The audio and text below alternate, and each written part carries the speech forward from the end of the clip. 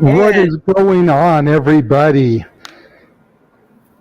Sorry, you had told me that I was going to be doing the hosting duties. You're just kind of here as a pinch hitter right now until our other man comes in. Okay, he is coming. Okay, cool. I didn't see that. Yeah, very good. He did message the group chat, said he'd be a few minutes late, but he's coming. Very so good. Again, welcome everybody to Open Mic Night here on the Jeff Meacham Network, the Casa D18 Studios, FTW, Jay Hebert Studios, Noah's channel. I'm sorry, I forget the name of your channel, Noah. Good. Simple Man Studios. It's as simple There as we go. that. Simple Man Studios. I love it. It's as simple as that. That's the perfect tagline. But welcome, everybody. We've got 5 topics for this evening that we are going to address. That's right. Much like Booker T, the 5-time champion, even though he's 6 because he got one in WWE. But you know, 5-time champion. That's the big WCW, and don't worry, folks. No one's doing a spinner room. No, definitely not. No, Josh. There is nothing about Vince allegations today. Pop, welcome. Greetings from Bali. Nice to see that you've joined us. Cece, thank you for being there. Hassan, Josh, of course, thank you for joining the chat. But yeah, we've got 5 topics today. Gonna try to not dwell on some of these too terribly long because there's a couple of them that I know are gonna light some fires in the room. You know, you want to talk about the proverbial dumpster fire. We've definitely got that as our technical main event, but we did come up with something to kind of, bring things back to a happy, funny after that this time instead of just ending it with that. So, Josh, stealing my entry. Gotta love Stealing it this shit there. again, as usual. That's right. Stealing my shit. It's all good. He can watch, but he can't apparently come on the panel, but he can take your taglines like nothing. To be fair, Josh, number one, I wasn't going to in the air today. And number two, I've been talking so much in preparation, I'm trying to cut the phlegm at this point for real. Like, that's the only reason I poured what I did, just to get the phlegm, not to make you all graphically gross in the first 5 minutes, but Is that like Anyway. Ahmed? How do you spell that? A C C. phlegm. That's it. Yeah. I remember that. Probably should be interesting trying to get around the happiest place on earth with a freaking smoker's cough. Josh, you are absolutely right. It is your gimmick at this point to steal the stuff that I say. But you know what? If anyone is going to do it, I have no problem with you being the man to do it. That's right. You are a favorite of mine, Josh. I salute you. So Good man. Raymond, thank you very much for the props on the Elvis review. But before we get into the first topic, let me just say I touched on it a little bit on the review. We didn't really know exactly what we were going into when we went to go see that movie. Right. Like, we knew it was going to be about Elvis. We knew it was going to focus on his relationship with Colonel Tom Parker. But we didn't know how deep and dark and like nasty that relationship really was. Like, I was going in to see it because I'm a huge Tom Hanks fanatic. I mean, hell, I did 1.5 months last year on my channel devoted to the man. Yes. But we both left the theater, CC and me together. We were like, man, that was way better than either one of us really had prepared ourselves for. I'm calling it now. Oscar nominations for Austin Butler as Elvis. Good. You heard it here first. If he doesn't, I'll be shocked. Right. And Tom very well could get a supporting actor nod for his role as Colonel Tom. Yep. But anyways, our first topic today, Mr. Man with the graphics there. We're going to discuss a little bit about Money in the Bank. Now, I know Money in the Bank has already occurred, but did you know it was the most viewed Money in the Bank event in history? We had the second highest gate in Money in the Bank history, the most viewed event in history, merch sales up 95% from the year prior, all without no Roman Reigns, no Brock Lesnar, no Cody Rhodes, no Legends appearance. The only real surprise, and I'm going to get on this one, was the addition of Austin Theory to the men's match. Right. No partnership with another company. But man, I think that says something major for WWE. And the fact that this B, or we can even call it a C-rated show that could not sell out the freaking stadium there in Vegas. Granted, they were trying to run opposite of UFC and Dana White, and Vince just should have known that was a no-no from the jump. But the fact that it did that great a business, welcome, James. Perfect timing. This is the first topic.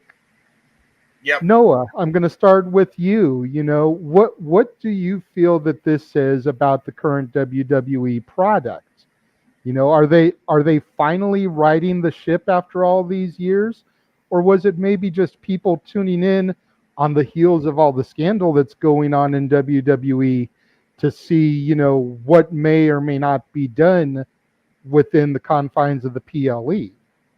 I think it's a combination of both, really. When you consider the fact that up till Money in the Bank, everything was concerning the controversy around Vince McMahon and the allegations and all the reports that have basically given as much publication to WWE have probably in the last decade than we can last remember. Whether good or bad, the whole world's been paying attention, particularly to Vince McMahon and the WWE. So just the thought of that in any way maybe affecting this show or other details coming to light maybe during it and people getting on their phones and talking about it, I think has a part of it too. I also consider the fact that how Universal connected WWE is, where you can watch this literally on, again, it's a piss poor applet, but again, it's in more households, it's a streaming based service. They also worked within a venue that they were able to sell. Because again, they were not able to sell a stadium. And truth be told, this is the first Money in the Bank for real that was really full fledged since we got through the pandemic. Now, truth be told, the premium live event before this was Money in the Bank last year. That was the first major thing that had all the people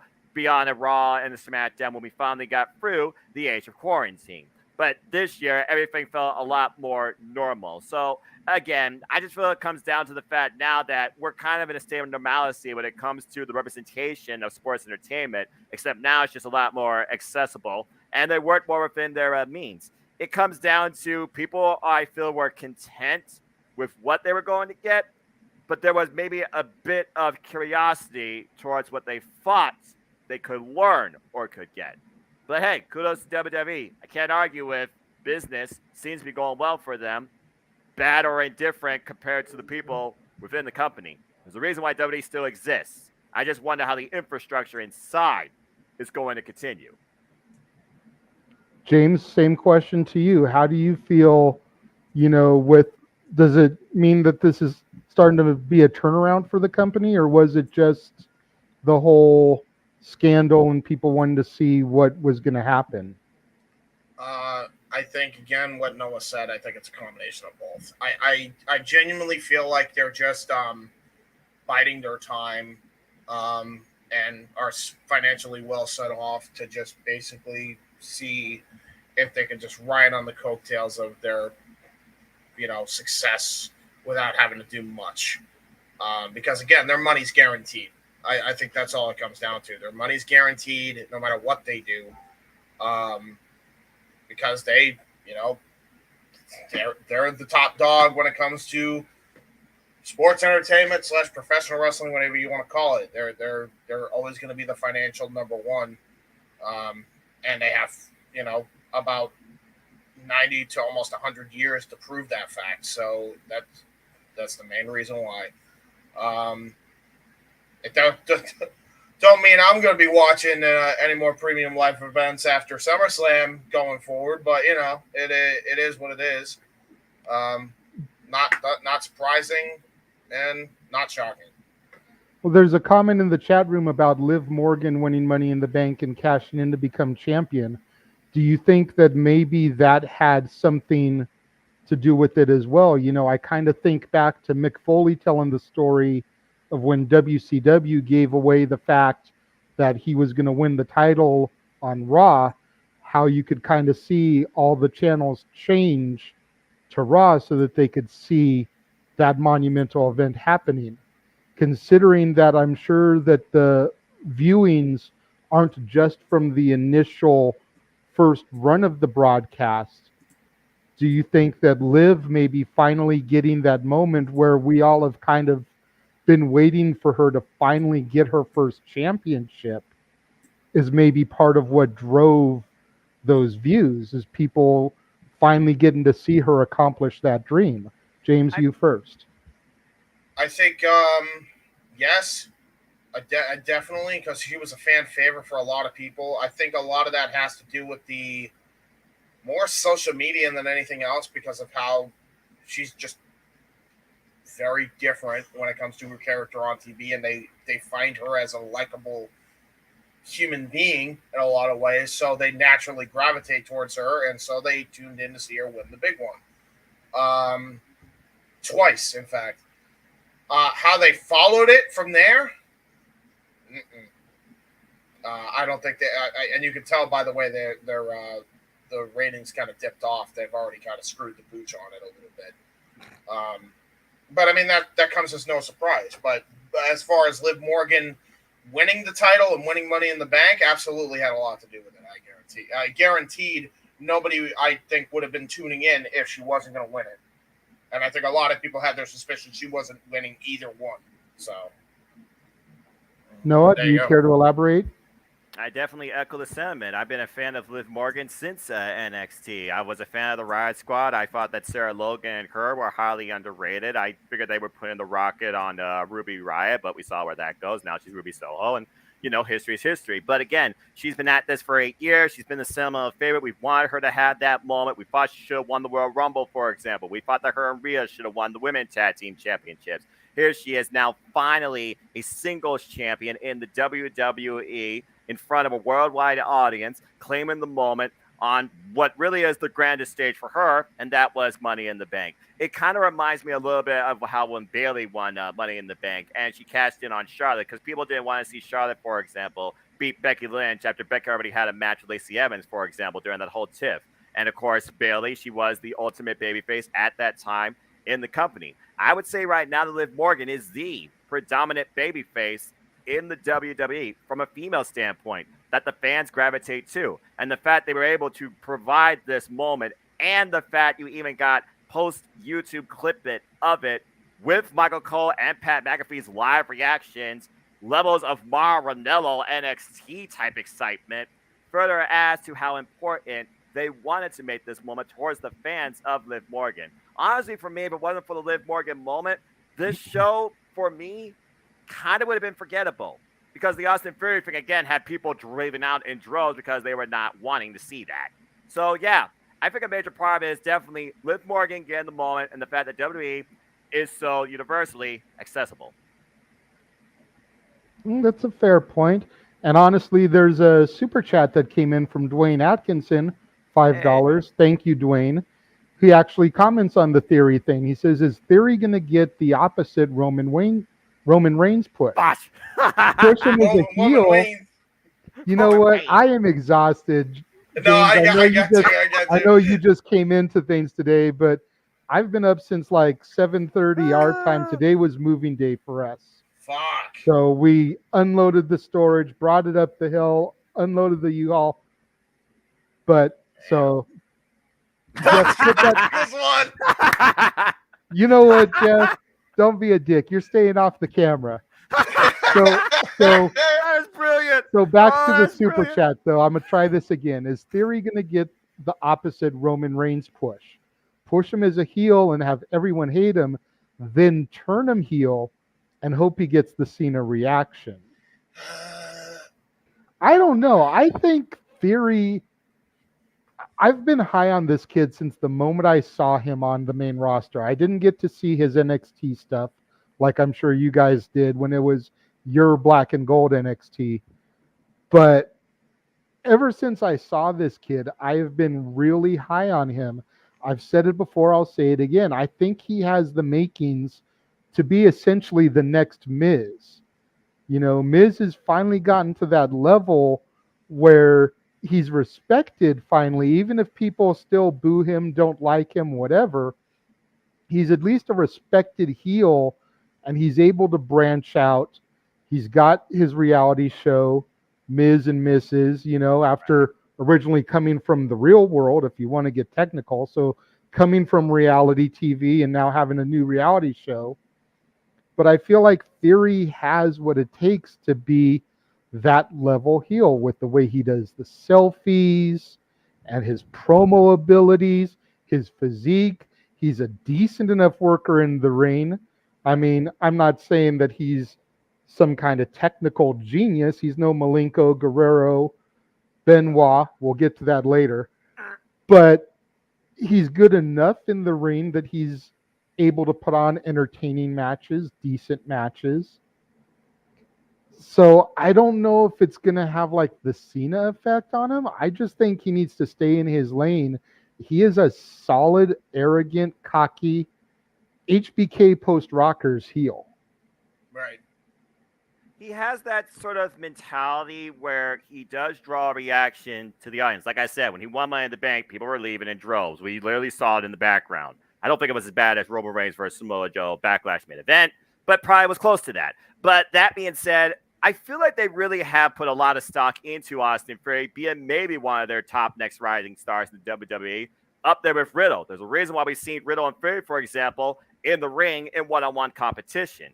For me, though, Theory has kind of had the attention of WWE, particularly since Evolve, when he was brought forward by Paul Heyman himself. Honestly, Theory, in a way, is a metaphorical Paul Heyman guy. Paul Okay. Heyman right now, I feel like is the guy that really has raised the stock of Fury with the fact now you have seen Fury and Paul Heyman at the same time on screen with the looming Money in the Bank. And yes, I do follow Aaron Briss recaps. So yes, no to Q, folks. On SmackDown, I did hear how Paul Heyman looked to maybe suggest that Fury don't cash in on a match before a match because that's where the big money is. As far as that star power or mentality like The Miz, he doesn't seem as soft. And I don't think Fury, for me right now, screams Hollywood movie star. But he definitely has a lot of potential to be definitely one of the mainstays in the WWE going forward. He's constantly been a mainstay part of WWE television, particularly on Monday Night Raw. And now we've seen the crossover with SmackDown, brand split, LOL. But yeah, I feel that they are going to try and do something with Fury similar to Roman Reigns, but to an opposite effect, where they're not going to shove him down our throats as the prototypical babyface you like, but the heel that at one point you hope that it gets off your screen, but not as bad as go away heat as Baron Corbin during a couple of his stints. James, anything else you want to add to that? I think a lot of people tuned out because they it's just the nature of the beast of social media. They still believe in the allegations that were put on him, even though he was proven innocent on all accounts, by the way. But don't let the facts get in the way of it. So, he was, that's why a lot of people tuned out from the looks of it. But I was not mad about the fact that they made him win it. My issue with the way they did it, and I think what a lot of other people's are, and not necessarily because of the social injustice that was, again, proven innocent on all accounts, I think it's just the way they booked it. Yep. The booking of it made no sense to me. Because he was never advertised, he was never announced, and I really feel like it was just Vince McMahon trying to stick it to odd makers that were trying to do betting. That's how many people lost money that night. Oh. Yeah, every single person. That's all it really came down to. It was just. I appreciate the fact that you brought up Vince McMahon. Do you think some people were tuning out because Theory has been pushed all this time as Vince McMahon's hand-selected such and such? Yep. And with the allegations that have come across for Vince here in the past month or so, having his hand-selected person thrown into the big main event, winning the briefcase, did that have something to do with a lot of the heat towards him? You damn right. I guarantee you it is, I'll put this into perspective because I don't know if you were around during this, but James, you might remember this. Remember the Authority era and who they were pushing as the golden goose of the WWE at the time? Seth freaking Rollins. But as far as him winning Money in the Bank, it was advertised and he had outside help to do it. So it felt more structured from a storyline standpoint. Fury looked like he was just given the proverbial silver spoon, and for the rest of us, it was F you. Yeah, Fair I mean, enough. reality is just like, I think anybody that even had a hand in being built up by Vince on screen is going to suffer, and Theory was a big part of that, and it's not going to be a good look. And it sucks because it's not even Theory's fault. He was just dealt a freaking bad hand because of the very person that was trying to build him up. And again, rightfully so in this one in particular instance. Finally, we're trying to make a freaking star. Holy crap, it's a miracle. But it's like, then all this stuff comes out about you, and then you add that onto the allegations that were thrown on Theory, and it's like a powder keg for disaster. Like it really is. It's a PR nightmare. Fans are constantly giving WWE crap for not trying to build stars, and here in one night they built two. One cashed in and won the women's title. The other one still has the briefcase being Theory, and people are still crapping on it. Well, again, it's the way that Fury was brought into this, but also, up to this point, how he's been portrayed. For us, though, Liv Morgan, she was the hopeful we wanted, and thankfully we got it. I get that. I think I was one of the few people that wasn't like, FWWE when Theory got entered in the match and won, because I've been high on the kid from the get. So, the fact that they threw him in there, I was like, yes, Theory, I'm changing my pick. He's my pick now. But unfortunately, you couldn't do that. And again, Josh and everybody else in the entire predictions pool, No DQ and Beyond, you got 0. Yeah. Yeah, it's one of those things where it was just like, I feel like the booking of the company has been just done to death, and I don't think, even if they do right, I don't think they're gonna get an audience back. Keep in mind, there's a lot of freaking fans who are frustrated that still watch, and their friends or their family or whoever got sick of WWE because their booking was so awful, or they just didn't like the company's direction, or they just didn't like the fact that stars were leaving, and you're never gonna get them back. That's Most not of them. necessarily true. That's Because fair. everything you're describing is why I stopped watching back in 2013, 2014. There you go. Right. And I'm now back. Right. It's like so I'm kind of at the flip side extreme of your argument there, where they've gotten me back, and I've been out of action so long that the stuff that they're presenting to me I'm finding entertaining. It feels Whereas fresh those to of you guys that have been watching and staying with it for all these years are so put off by it. You know, the simple things like the NXT change and whatnot has really kind of soured you guys. Yes. I didn't know anything of that NXT. So the NXT that I'm being introduced to, I'm enjoying. I'm finding entertaining. We're going to get into NXT in a minute when we get to our transition to our next topic. But I'm finding everything I'm seeing on TV, whether it's WWE, AEW when I get to watch it, even Impact, the rare times I get to sit down and actually see it, everything I'm seeing is entertaining to me once again, where I had become that disenchanted fan that they lost 8 years ago, like you're mentioning, James. But I say, James, you gotta look at the way you structure your sentences. You're saying like all or never. Truly, those words don't apply here. It's not impossible. I can say, while there are a few exceptions to the rule, though, a majority you're not going to get back. That's a fair point. It takes a lot. It takes a lot to get a fan back.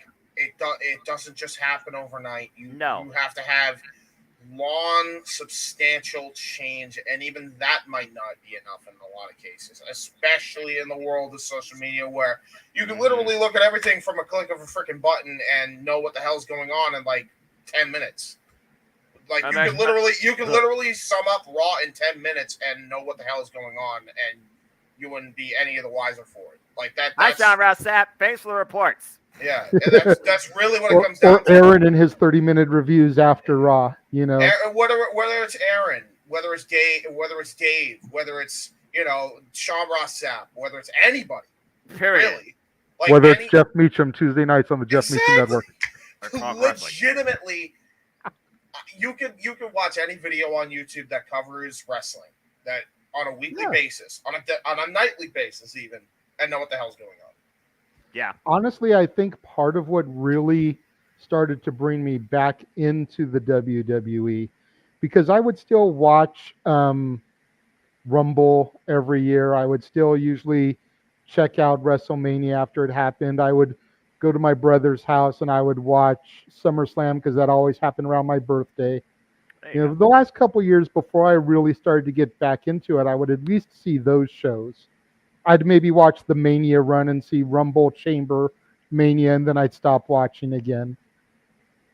But I think what really started to pull me back in, and I think this is a perfect segue into our next topic, was the women division. What they finally started to do with the women after having them branded as divas for so freaking long.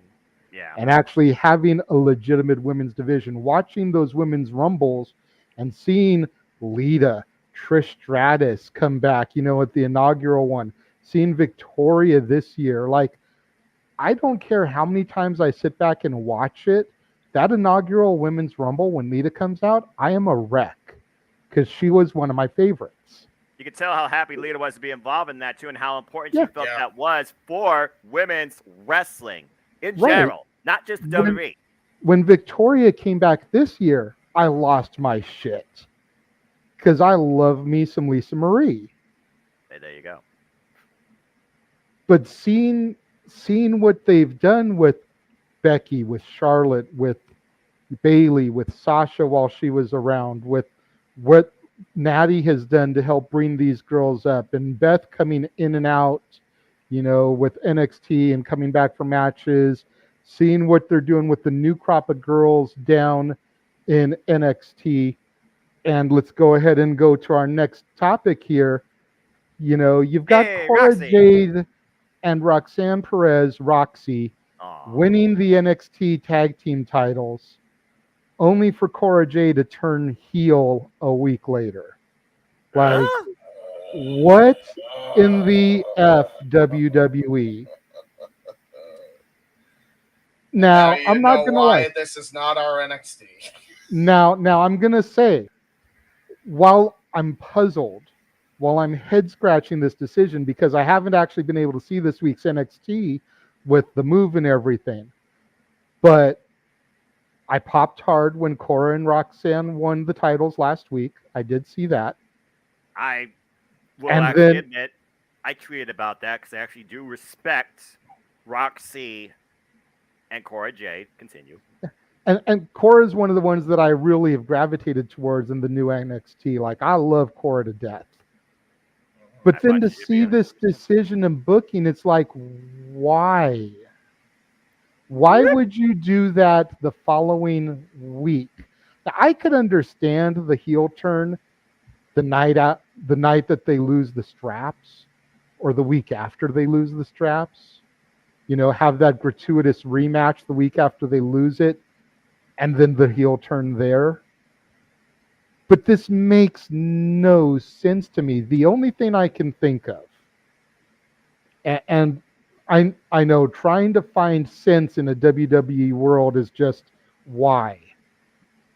But the only thing I can think of is that Triple H had held a meeting saying that he was back. And I think this might have been like a Triple H swerve. I'm looking for sense. Unexpected. We get it, James. We get it. I think sure? this was a Okay. Triple H expect the unexpected.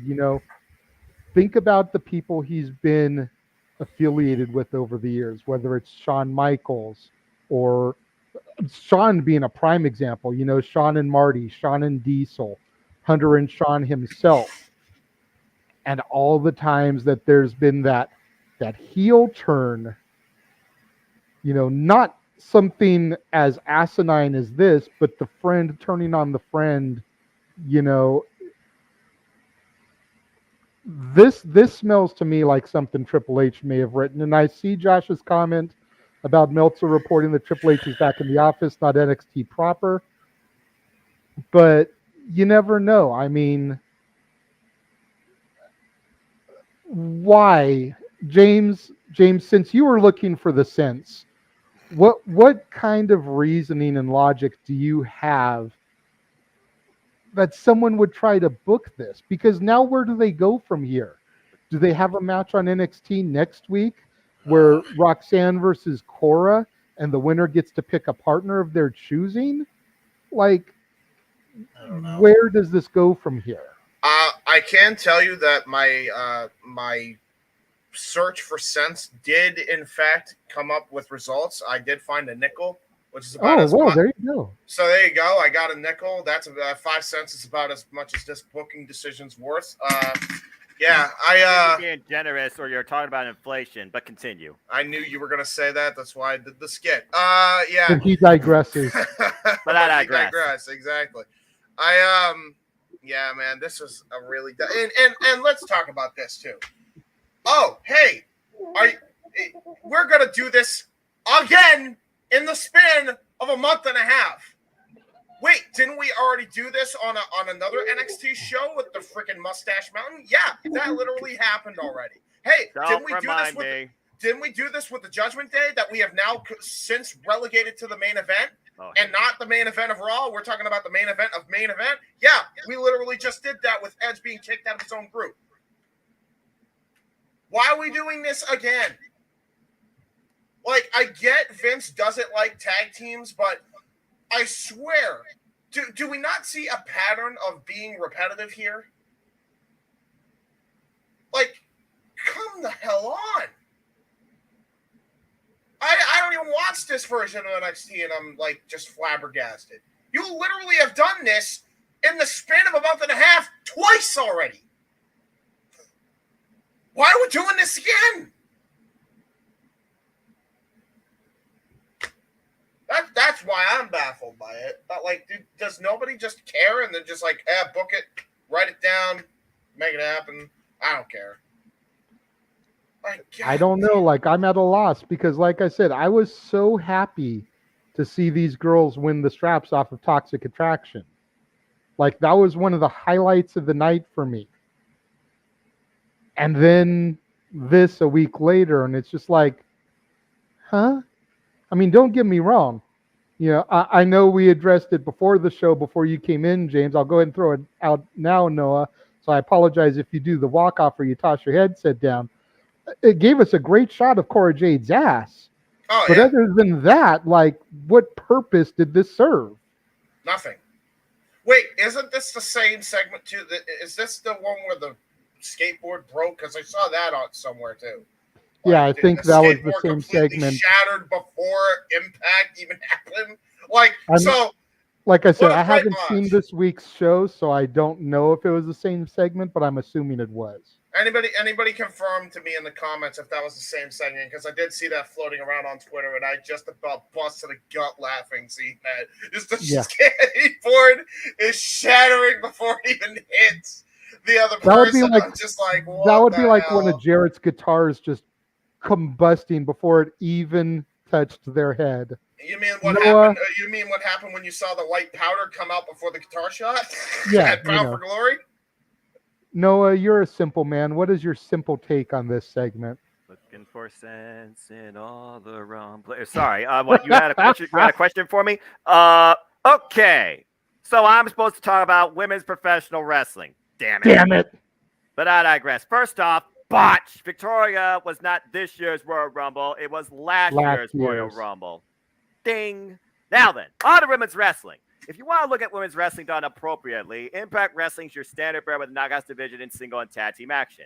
But I digress. That being said, this doesn't surprise me because, again, this is not my NXT. But I respect the former Ring of Honor Women's World Champion, Roxy. I respect the former Atlanta Black and what she has tried to do with herself in this span of this NXT, where I think she should be the NXT Women's Champion. Well, that got thrown to the wayside when she was endorsed by Natalya, who was heelish, but then not. And then literally at this point, I'm like, okay, so you really have no sense of direction. You're just going to throw a dart, break up a team, and see what happens. You don't care about women's tag team wrestling. You did the same thing with Dakota Kai and Raquel Gonzalez, and then you brought them together for one night to get the titles, only for them to lose it. Now you have these two who got the titles, turn on each other, and are you trying to recreate like just the same thing here but two different people? Or are you trying to turn Cora Jade heel because at this point you don't know what to do with her, and do you not want Roxy?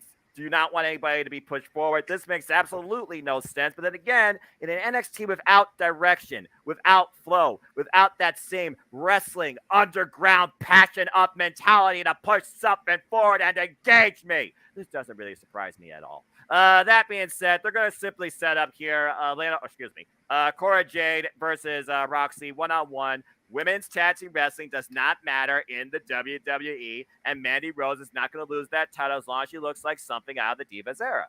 So honestly, this doesn't surprise me. They have no direction. The only real star I see right now in this NXT is Ivy Nile, especially after her match with Michael Satomura on NXT UK. I pray to everybody that has to be victimized by Vince McMahon and Bruce Prichard booking that is a woman in this version of WWE's NXT because they don't know what to do with them, whether it's stereotypical or whether it's two-face. At this point, you might as well give everybody a coin and flip it to see what they're going to do the following daggone week. But I digress. This absolutely made no sense to me when I heard about it. And by the way, get a better prop, WWE. Geez, you got blood money, but you can't afford a damn skateboard prop? Ridiculous. Wow. Real quick, to add to Noah's point, they broke up the night they won the titles. The night out or the week the after. The following it's the week. week after. Okay, because I have not why am tweeted, I seeing that promotional thing? I have not tweeted anything NXT 2.0 but that moment because Cora Jade and Roxy are two talents I respect. But your booking decisions right now have me worried for their future. Because if you cannot connect them to the audience as one perspective, then what the hell is the future? Let me just add this too. You want to talk about women's divisions and being oh best yeah, let's go ahead and list impact. out some women's divisions, shall we? Let me get my book out here. Sorry, I don't have a list. Let's see. What do I watch that has respectable women's wrestling? Let me go ahead and open it up here. Stardom.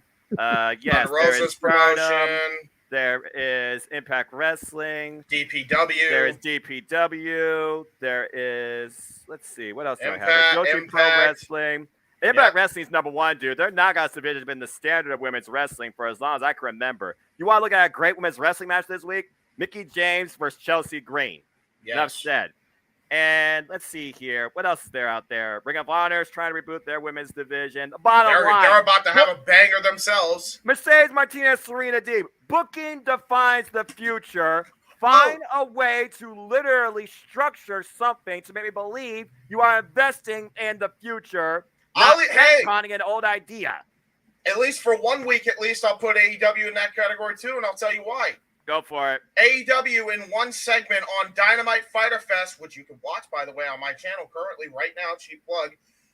They had 3 women's segments in the span of like maybe 20 to 30 minutes promoting 3 world champions. 1 from a completely different company they bought out and 2 of their own. That is more than I can say about how WWE treats their women's division. Wouldn't you say? At least there's a freaking effort. Effort and consistency leads to results. I'm not seeing it right now in this NXT. I hope you do see it, JJ. But again, you're already questioning yourself after that week. I love how they are going with these rainbow aesthetic to all the titles, but I see the women's tag team division and their titles. Don't fucking have them! Hey, did you realize that Skittles, for example, are being removed from consumer shelves because there's a toxin inside of them, I guess, that somebody found out about? That sounds like NXT 2.0. I don't think NXT 2.0 is sponsored by Skittles. No. Yet. James, thank you very much for bringing up the perfect transition into my next topic. You talk about how WWE doesn't care about their women's division. Well, this next person has been talked about ad nauseum when it comes to that, especially ever since her walkout. But Mercedes, as I'm going to call her Money Vernado. That's politely accurate. Is charging $30,000. Oh my God! To be at cons and do personal appearances. She is not willing to do anything wrestling related until at least January 1st of next year.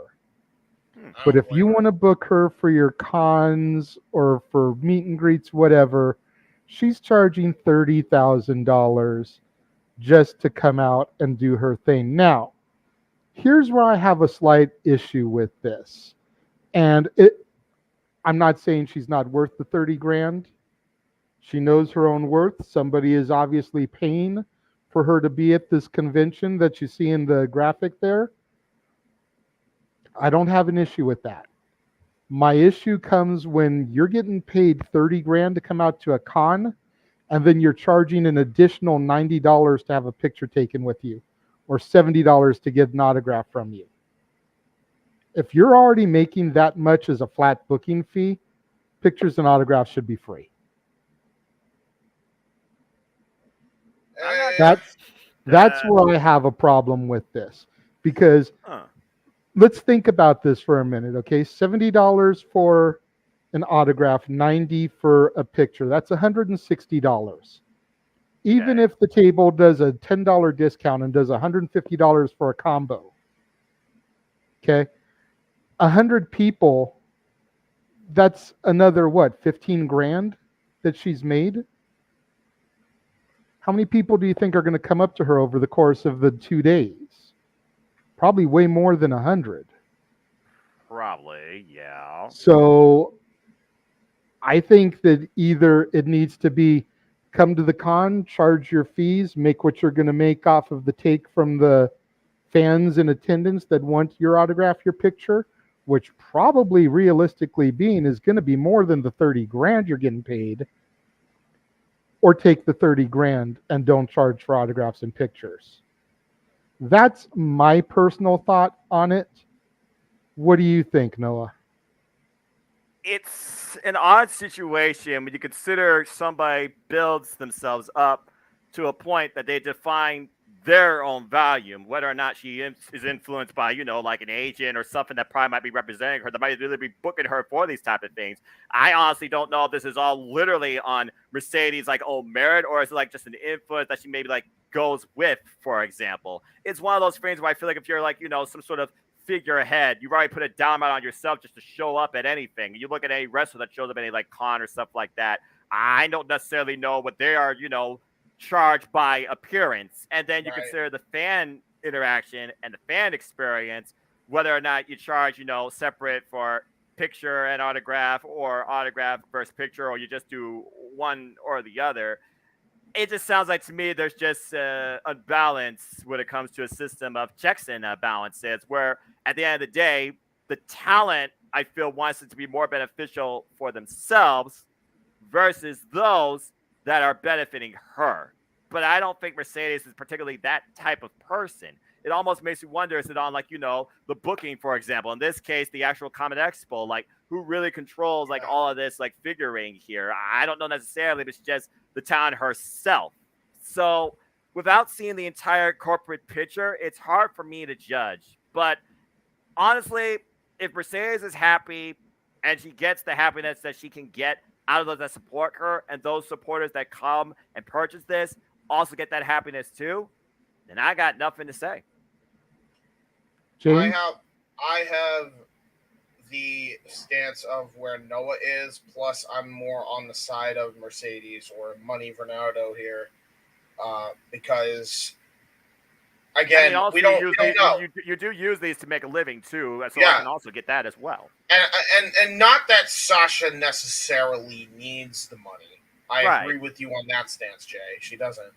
I just don't know if it's necessarily her call or not. The only thing she might have a control of is how much she charges for autographs, honest to God. Probably the only thing she probably does have a control of, and that's a good point by Noah. But I guarantee you, regardless of the financial gain of it or whatever, or the actual reasoning behind all that, she's gonna get that 70. Every fan that's there is gonna pay. First off, number one, it's the world of Sims. They're gonna pay it. They're gonna pay it just to meet the woman. That's just how it is, right? Yep. That's number one. Number two, there's a lot of fans that really want to meet Sasha Banks. They will pay top dollar to meet Sasha Banks. They will pay top dollar for an autograph. They will pay top dollar for an autograph picture for 90. She's gonna be making bank. Do not be surprised if she makes 100,000 in one night plus the 30 grand she has. You gotta consider, JJ, what a following will do to somebody they support, whether it's in person or virtually. Prime examples of this is Selena Vega on Twitch and Tony Storm with, her third-party affiliate. Again, if you have that sort of third-party affiliate retracted. I'm not judging. I'm just saying. Hey, King, how are you? That being said, shout out to the W crew. That being said, if you have built that sort of connection with simple people that are willing to dig that deep into their wall, whether it's the job or if they pull a loan, because some people are literally that desperate. Again, they're the ones that are going to profit in the end because they know they will. Right. I mean, but if she's going to be making close to 100 grand over the weekend, does she need the extra 30 from the people that are paying for her to come out? Well, that comes down to the mentality, I feel, of her. How much is enough? And for some, enough is never enough, especially when it comes to this. Yeah. It's fair, I guess. I mean, it is what it is. I mean, I know I wouldn't pay 70 or 90. I know for that. I know for damn sure I wouldn't. But Yeah, I mean, yeah, you figure that if you go to these shows and you're nice enough, more often than not, you'll get them to stop in the parking lot and take a picture or sign an autograph for free. I get that these Maybe. conventions, are a way to make your bread and butter when you're not wrestling anymore. When you're wrestling limited dates, there's botch 3, Jeff. But Botch. from all reports, she's going to be bringing in close to Steen money for this appearance. Yeah. And I'm sure it won't be Whether her only she's one. in Star Wars or a horsewoman or not, is she worthy of Steen money? Um, with the Mandalorian, even if it was a cameo, probably. That show does numbers. You know that probably more than I even do. So I Oh mean, yeah, yeah. you The can attest Mandalorian it's Star is Wars huge. property on Disney. yeah, Enough said. Right, right. so that alone is probably what makes her Sting money. Honestly, not even her WWE run. It's literally the fact she was on Mandalorian. That one appearance on Mandalorian legitimately made her that much. I guarantee it. That definitely was her highest point. If we're going to talk about, peaks of a stock, I think that definitely is her highest point, James. Again, she's been involved in the ESPYs. She's related to Snoop Dogg, so she has that name in the music industry. This athlete, this persona, this, figurehead right here, she has everything going for her, where she is financially set for life. Yeah. I mean, that's really what it comes down to. I think that's the main reason is because she's not just the, because Sting was wrestling, right, for a long time. Like, Sting was known as the wrestling guy. Sasha Banks is known for her appearance on The Mandalorian, and that in pop culture is worth way more than, her wrestling career, really. That's it's amazing. That's state of affairs for wrestling, really, when you look at it that way. It's amazing what people will spend in pop culture just to be connected with somebody they actually like. Yeah. Or buy their Sure. merch, or buy stock in them, or just meet them, or something. Again, people will go to ridiculous lengths to spend No. whatever I they totally wish. get it because I've gone to many a convention. I've paid the money to meet wrestlers before, but I don't think I have ever paid that much money to meet one person before in my life. Fair enough. I think the most I've ever paid, and I could be wrong, if Statboy is watching this or he watches it back, he can leave a comment in the comment box and fact check me because he used to go to a lot of my autograph signings with me. We'd roll together. But I think the most I ever paid to meet a WWE superstar was $100 for an autograph picture combo. And again, also though, we also got to think about who's advertising this meet and greet. How much is the booking on their side? How much is the take on their side too? Again, I feel there's a lot of factors here, but bottom line, money talks, and she's gonna make paper. And that's another thing too. Who was the star you've met, JJ, in that regard? I don't remember. It's been so long. Honestly, I don't. I'm thinking it's probably like Austin because that sounds like maybe Austin, Goldberg, Flair, something along those. Exactly. Hell, there you go. Flair was cheaper than that. All I had to do was buy his autobiography, which was like $25. It was a Walmart. You just had to have his book. You didn't even have to buy it there that day. You could have got it on Amazon. You want an autograph with me, Daddy? Buy my shit. Just had to have pretty much. You just had to have his book. And you could get a signature from the Nature Boy, Ric Flair, 16X, as he signed it. Yeah, there you go. Again, a lot of factors are definitely in play here. I don't think it's solely just her that defines how much all this is. Fair. And if she had more of a say in it, she probably would adjust it because to me, she doesn't seem like a selfish person. No. That's fair. I'm sure that there is an agent fee factored in there as well. Agent, booking, marketing, you keep going down the list. Again, who knows how much goes into this and how much the government gets too. That's fair. And Josh, that's an excellent point because it was an Anaheim Walmart that I met him at. Woo! There you go. But anyways, home of the original Space Mountain. So we're going to move on to the next topic, and this topic is going to be the fire topic. This topic is going to be essentially the main event. I do have something to come after it, like I said, to kind of bring us back into happy land, because I know this is going to be controversial, but it's something that happened. Yeah, Oh, Jordan Grace Oh! and her comments about Chris Benoit. Yeah.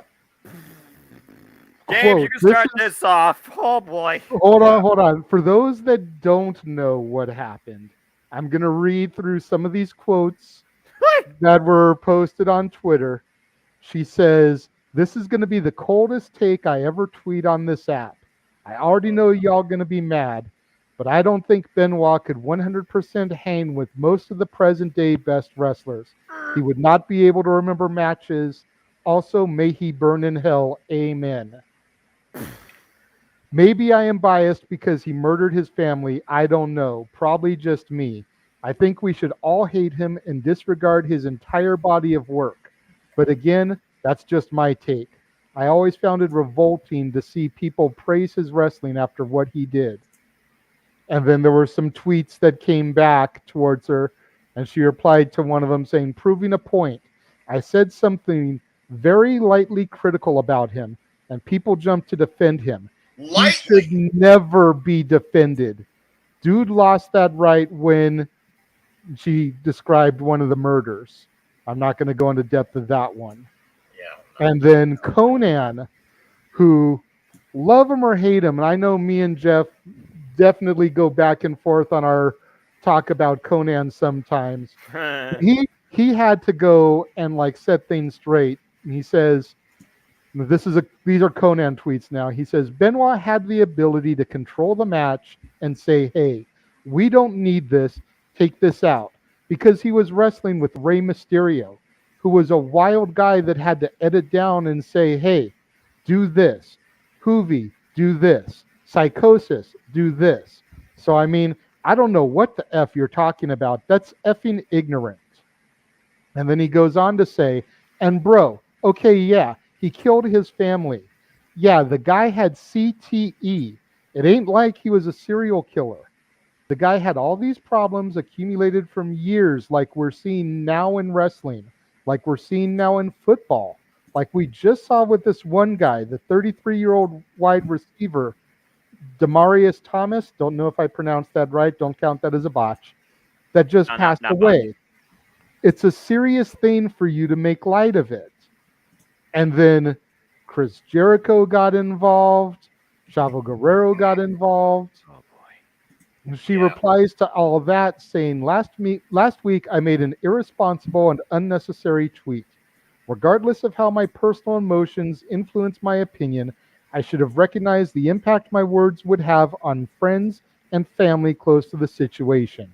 I was completely thoughtless in that regard. Since reflecting this past week, I have reached out privately to friends and family that I angered or hurt. Among those were David Benoit, Chavo Guerrero Jr., and Chris Jericho, who have supported me in the decision to partner and fundraise with the Concussion Legacy Foundation. I have pledged $5,000, with the overall campaign goal being $20,000. I'm acutely aware that the damage has been done. I would never intentionally add on to the suffering of those already dealing with such a traumatic event. And I am sorry for my insensitivity and aggravating this already delicate topic. This is my way of attempting to squeeze something positive out of the negative situation I created. Thank you in advance to everyone who donates. But it wasn't there. It didn't end there, folks. Then Nancy's sister gets involved. Yep. All right. It's I was weird. literally getting that up. It's weird. I didn't hear my phone ring. I really thought the work I've been putting in for 15 years trying to keep and elevate my sister's legacy hadn't gone unnoticed. Guess my family is an afterthought. Again. I don't even know where to effing start. Hashtag heartbroken. To think I broke all the years of silence, ignored my personal pain and rage to successfully put every person mentioned in this apology tweet over time and time again in the press, doing PR and on my platforms. Why did I think it would be different? Effing Groundhog's Day. Yeah, Apparently, Jordan Grace reached out to her and started a private dialogue. We don't really know what came after that because it was sliding into the DMs, so to speak. But what in the F would provoke her to bring this 15-year-old topic up? Because ironically, today is the 15th anniversary of Talk Wrestling. Today's Talk Wrestling 15 years ago addressed this situation and the remarks from yet another Grace, Nancy Grace at the time, supposed journalist. But what would make Jordan Grace open her mouth and even bring this to light? James, we'll start with you. Jeff, I know you're in the green room. Please bring yourself on, because considering this topic was how you started Talk Wrestling 15 years ago, I would love to get you on camera regarding this. Let me James, throw my hat on because I look like shit. Go ahead. real quick, let me just put this in perspective that I do have an answer for your first question. Okay. There was a podcast that came out. By the way, thank you for Gentleman Villain Podcast for actually breaking this to me, because that's the only reason why I knew this even happened. It was actually a podcast called Crimes in Sports, I believe it's called. Okay. That covered that exact topic. That was the talking point of that podcast. And again, considering it happened around this time, that's when they decided to talk about this.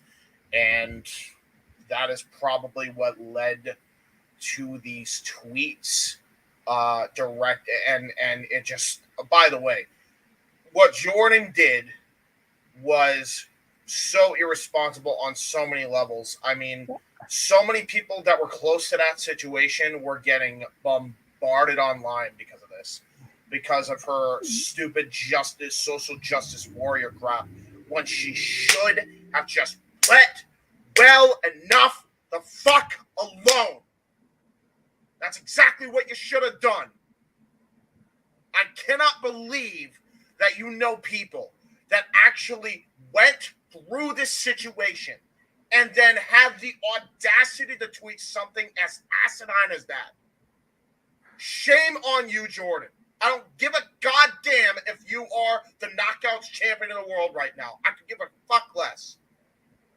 What you have done is effectively hurt so many people to the point where they have had to have their PTSD triggered by this situation and have to relive it all over again. That's exactly what you fucking did. Sorry, and forget about Jericho and Chavo for a minute. Nancy's sister has had to relive this. Like, exactly. That's the most tragic of all of it. Nancy's sister, Sandra, and David Benoit. Yep.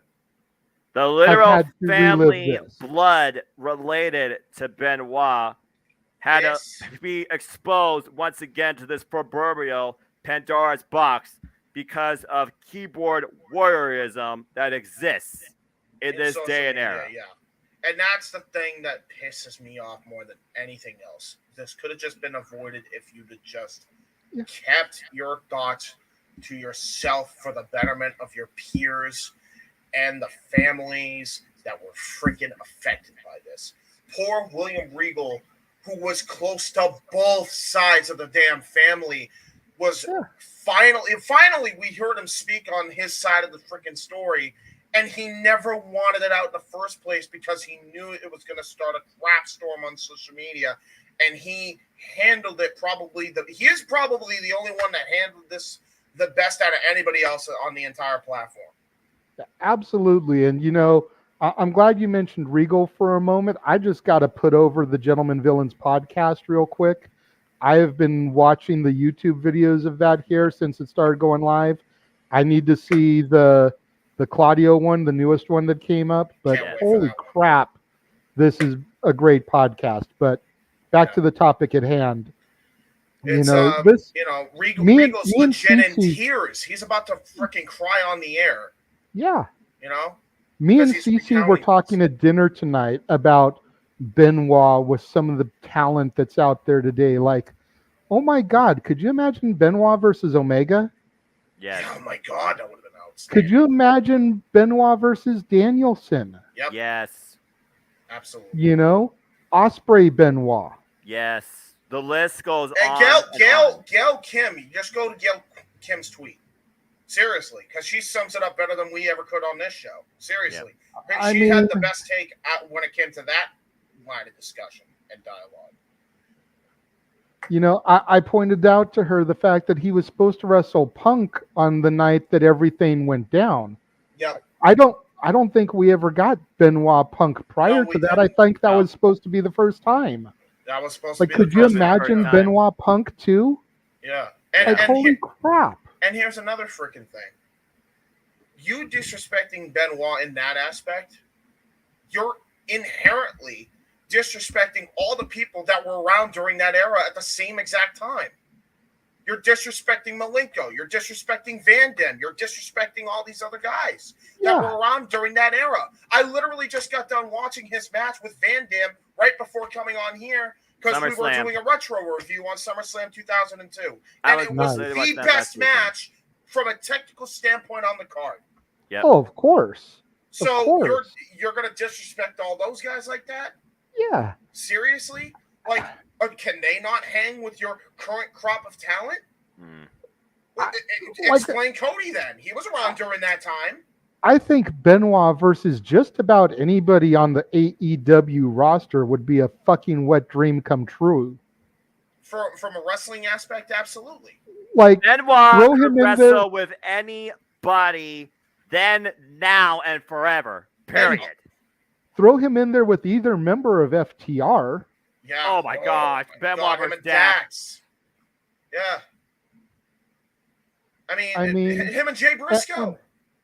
And boy. The comment right above CC there, Jeff. The Benoit thing happened his graduation weekend. It's like it's ironic that your graduation weekend was tied to a tragedy like this.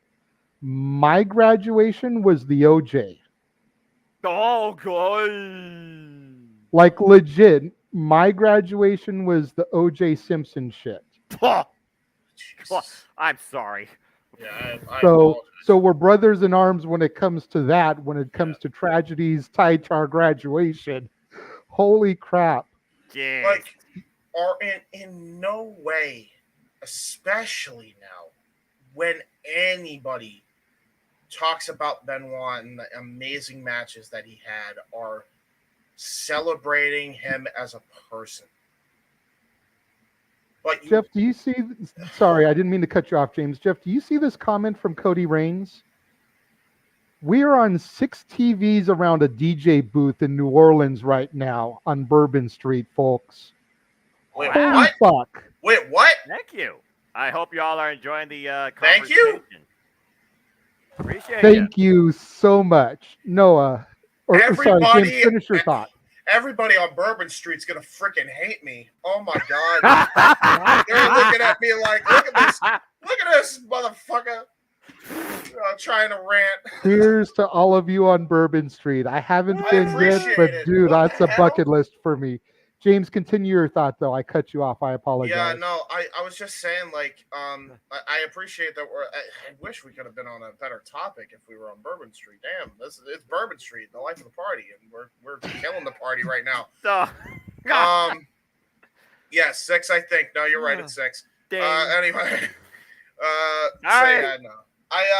for me, it's like, we're not celebrating him as a person. Because what he did was absolutely unforgivable, even if you factor in everything that he had. Okay?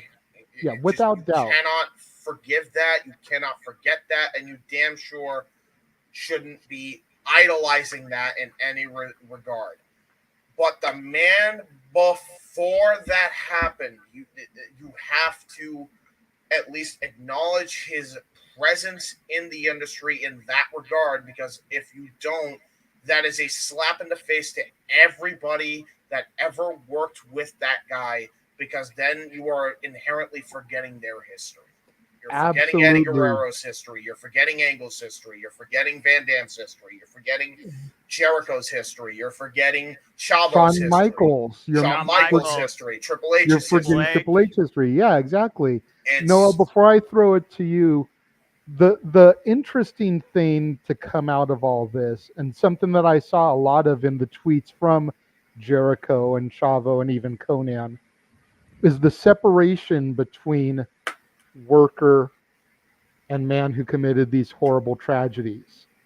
And I think if there's a bright light in this situation, it's that a lot of people that have been coming out about this have been trying to separate the two individuals, which is something that I've been trying to preach from day one when it all happened.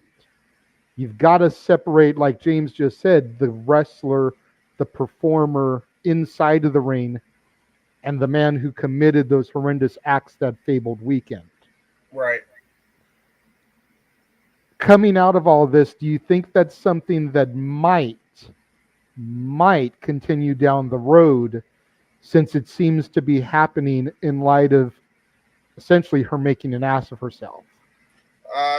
Yes, because that's social media. Simple as that. What else do I need to say? You guys already know my mentality towards social media. I don't let it dictate my fandom, and I certainly don't let the actions of a person dictate my overall perspective on a professional wrestler. Because when you think about what one wrestler gave to the industry, you got to think about those he affected during that history. You already mentioned some of the key names: Chris Jericho, Shawn Michaels, Rob Van Dam. The list goes on and on. We've said it time and time again. One of the worst things about the entire professional wrestling industry is social media and the freedom and the flexibility of you expressing your own opinion whenever you wish on a whim without any sort of repercussion or restriction is right there at the touch of your fingertips. What caused this wound to be brought up in such a fashion by this worker of the industry, I will never truly understand. Two wrongs don't make a right. No. A monetary blessing in perspective doesn't necessarily clean up something you brought up to light to this fashion. I can't forgive what Jordan Grace did on social media because this should have never been brought up in the first place. Absolutely. But we can't deny what Chris Benoit did for professional wrestling. And that is what he should be recognized, honored, and respected for. You can never condone what the person did, but you can always respect what the wrestler did. And at the end of the day, Jordan Grace, you once again are proving the number one thing that's wrong with society: social media. And go ahead, James. To add to your point, Noah, as much as we must respect the performer and separate him from the person, if not for his sake, because I could give a crap less about the person's sake, and I think most people can genuinely agree with that statement. Agree. You got to do it for the people that did wrestle him, so that way you are preserving their history, and that way we can learn from this mistake. JJ, you said at one point, or in a whole different topic, those who don't learn from history are doomed to repeat it. And as much as we need to praise the work, well, not even praise the work, but respect the work of Mr. Benoit, you need to do right by Nancy Benoit. Yeah, absolutely. You need to do women. You need to do women right. That's what you need to do. That's not a wrestling thing. That is a human thing. And even in a wrestling thing, who are the three women that you remember from the time period where in a male-dominated sport, three women stuck out and made you remember them? Elizabeth, Sunny, and Woman. Sunny, Woman. Hell, I'd even put in Sensational Sherry in that list too. Absolutely. Those are the top five. She's in that group. Yeah. How do you not honor that legacy, and how do you not mention her legacy? I'll even throw something's got to be done about that. I'll even throw one more in there and throw Alundra Blaze. Yeah. Yeah, absolutely. Medusa. But- You Going know, back to your point, about respecting legacies and everything, and I'm using the term legacy on purpose. SummerSlam is on the horizon.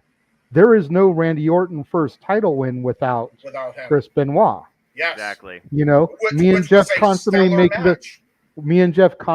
the joke on the show about Randy Orton walking down to the ring, finding the title in the middle of the ring in those god awful peach tights, hitting the turnbuckle and posing it. Because that's pretty much what WWE wants us to think happened at this point. There was no match. There was no competition. He didn't wrestle anybody. He just got the belt that night. Jeff, I asked you specifically to come in here. Like I said, today is the 15th anniversary of the original Talk Wrestling broadcast, and the Benoit situation was the meat and potatoes of your initial broadcast.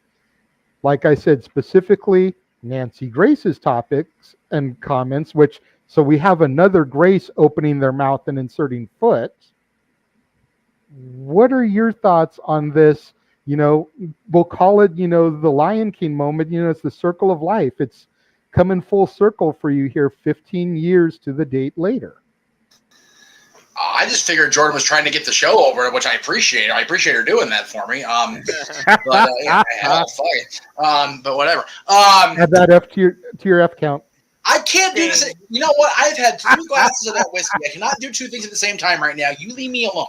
All right. So, look, it's just one of those.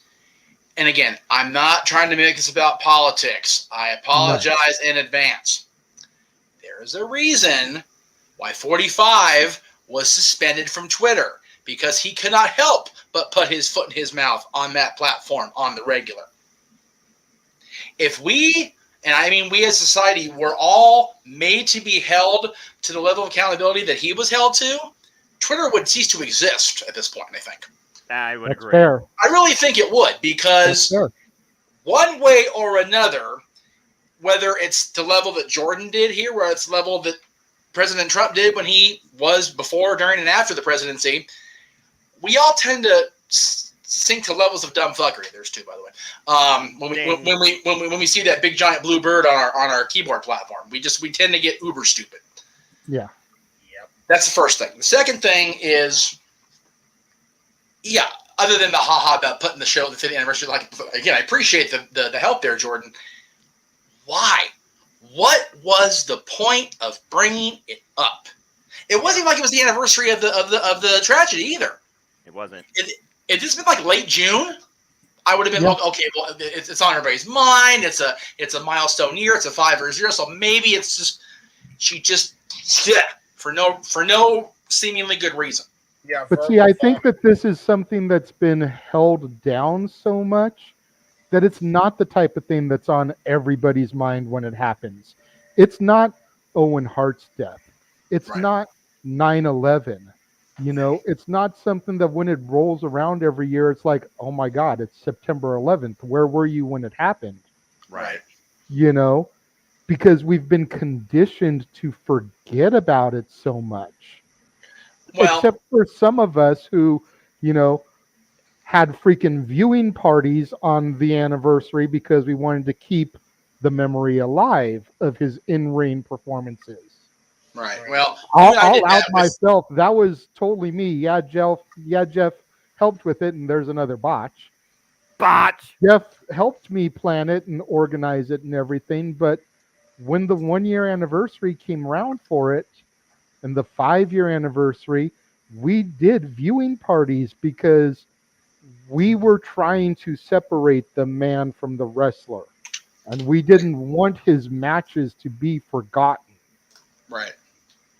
Which is I understood and went along with it. It's one of those. It's one of those things, even more as the world becomes, or at least tries to make us believe that it's more PC than it's ever been. You don't want to touch stuff with any length of pole. You really don't. And bringing up Chris Benoit, no matter what context it is, you say that name, it's instant shitstorm. Yeah. Pretty much. Instantaneous shitstorm. There's no dancing around it at this point. No. And it doesn't matter if it's been 15 years. It doesn't matter if it's 15 years from now, because the majority of the media, and I'm including the wrestling media and the peripheral media, as EZ would call it, can't make themselves separate. Now, No. JJ, you and I both know that you and I do on the regular. We still watch Chris Benoit matches to this day when we get together because of how amazing the technical wrestler that guy was. You know, had that weekend in June not happened, first ballot Hall of Famer, would have been the ECW World Champion that night. Yeah. So it's you brought up him and Punk, and hearing you guys talk about the dream matches, I'm just like, can I just please have more than alcohol going right now? Good God. It would have been incredible. But again, and I can't speak for anybody else in here or out there in YouTube land, or YouTube and Twitter land, because actually on my Twitter too. If you're still watching on my Twitter, God bless you, by the way, for what that's worth. But the thing is, and I realize I'm actually broadcasting this on, was that my Twitter or was it on the Meech's Meet? I hope I didn't put it on the Disney Twitter. That would really suck. Okay, cool. I'm on the Disney Twitter. I'm on the wrong channel today. Okay, yeah. It wasn't a bot, so it's okay. It wasn't a bot, so it's okay. It's just a drunken Miss C. It's so ridiculous that people spout off about stuff they don't understand. Yeah. Exactly. I don't think I have CTE.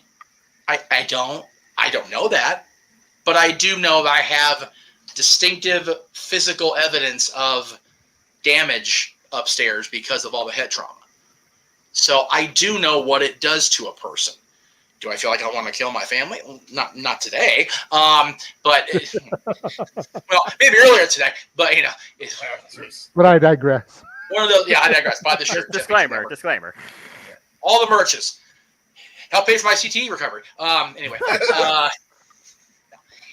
people just.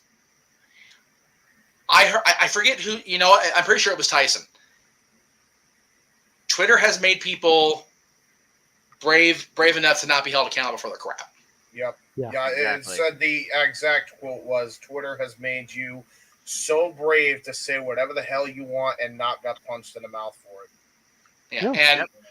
and come from Mike Tyson, you don't want to get punched in the mouth by a guy with lethal weapon hands. So it's Yeah. I just and what know what. You and James, I think, appreciate this more. Although JD's been kind of catching up on the Ring of Honor product we had with the AEW bubble around it. The most screwed up part about this for me is her husband is the Ring of Honor World Champion. And we're not giving him any press till the end of the show. Nope. She's got her mouth in so much trouble, herself in so much trouble because of her mouth. We're not putting over the fact that her husband finally has some legs under him as the Ring of Honor champion and is fighting Claudio freaking Castagnoli a week from tonight. Yes. So and it's ridiculous. And not to mention as well, let's just add this. Why don't you take advice going forward from your own husband? Stay the hell off social media. Twitter. Stay the hell Seriously. off Twitter. There's a reason you don't see Gresham tweet, because he knows better. Yeah. Like, could you imagine 84, 85 era Piper on Twitter? No. Yeah. Well, I would have been able to. It would have happened no matter what era it happened in. I'm convinced of that. I'm just saying, like, we're talking like ultimate heel Piper. Could you imagine the stuff that he would have said if on you're talking Twitter? character, oh my god. He would make Iron Sheik look like a saint.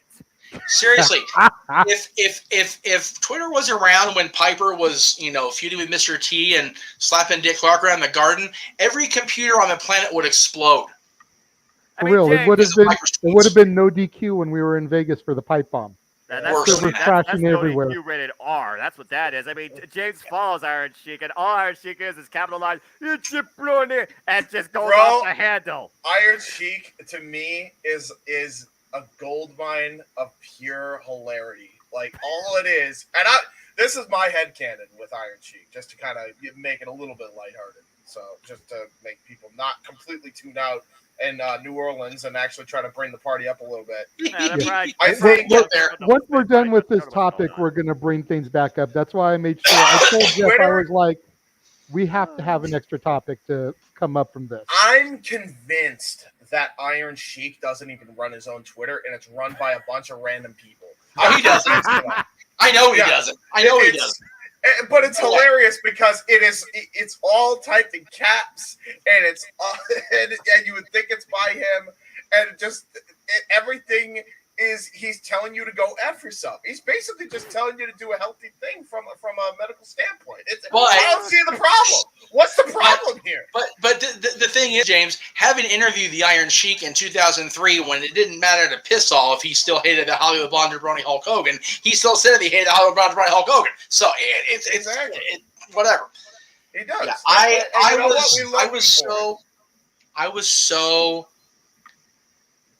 I was more disappointed than I was disgusted with Jordan's tweets. Yeah. Same. I really was. Because, James and Jeff, you know this. I don't have notifications on for social media. I don't get up and constantly scroll. I don't get up each morning and be like, boop, what's going on in the world of wrestling? I'm like, good morning. And then, I'm off unless we're talking actual wrestling during the show. I'm promoting a predictions league. When I learned this from James, No DQ, the ATW crew, I thought to myself, why?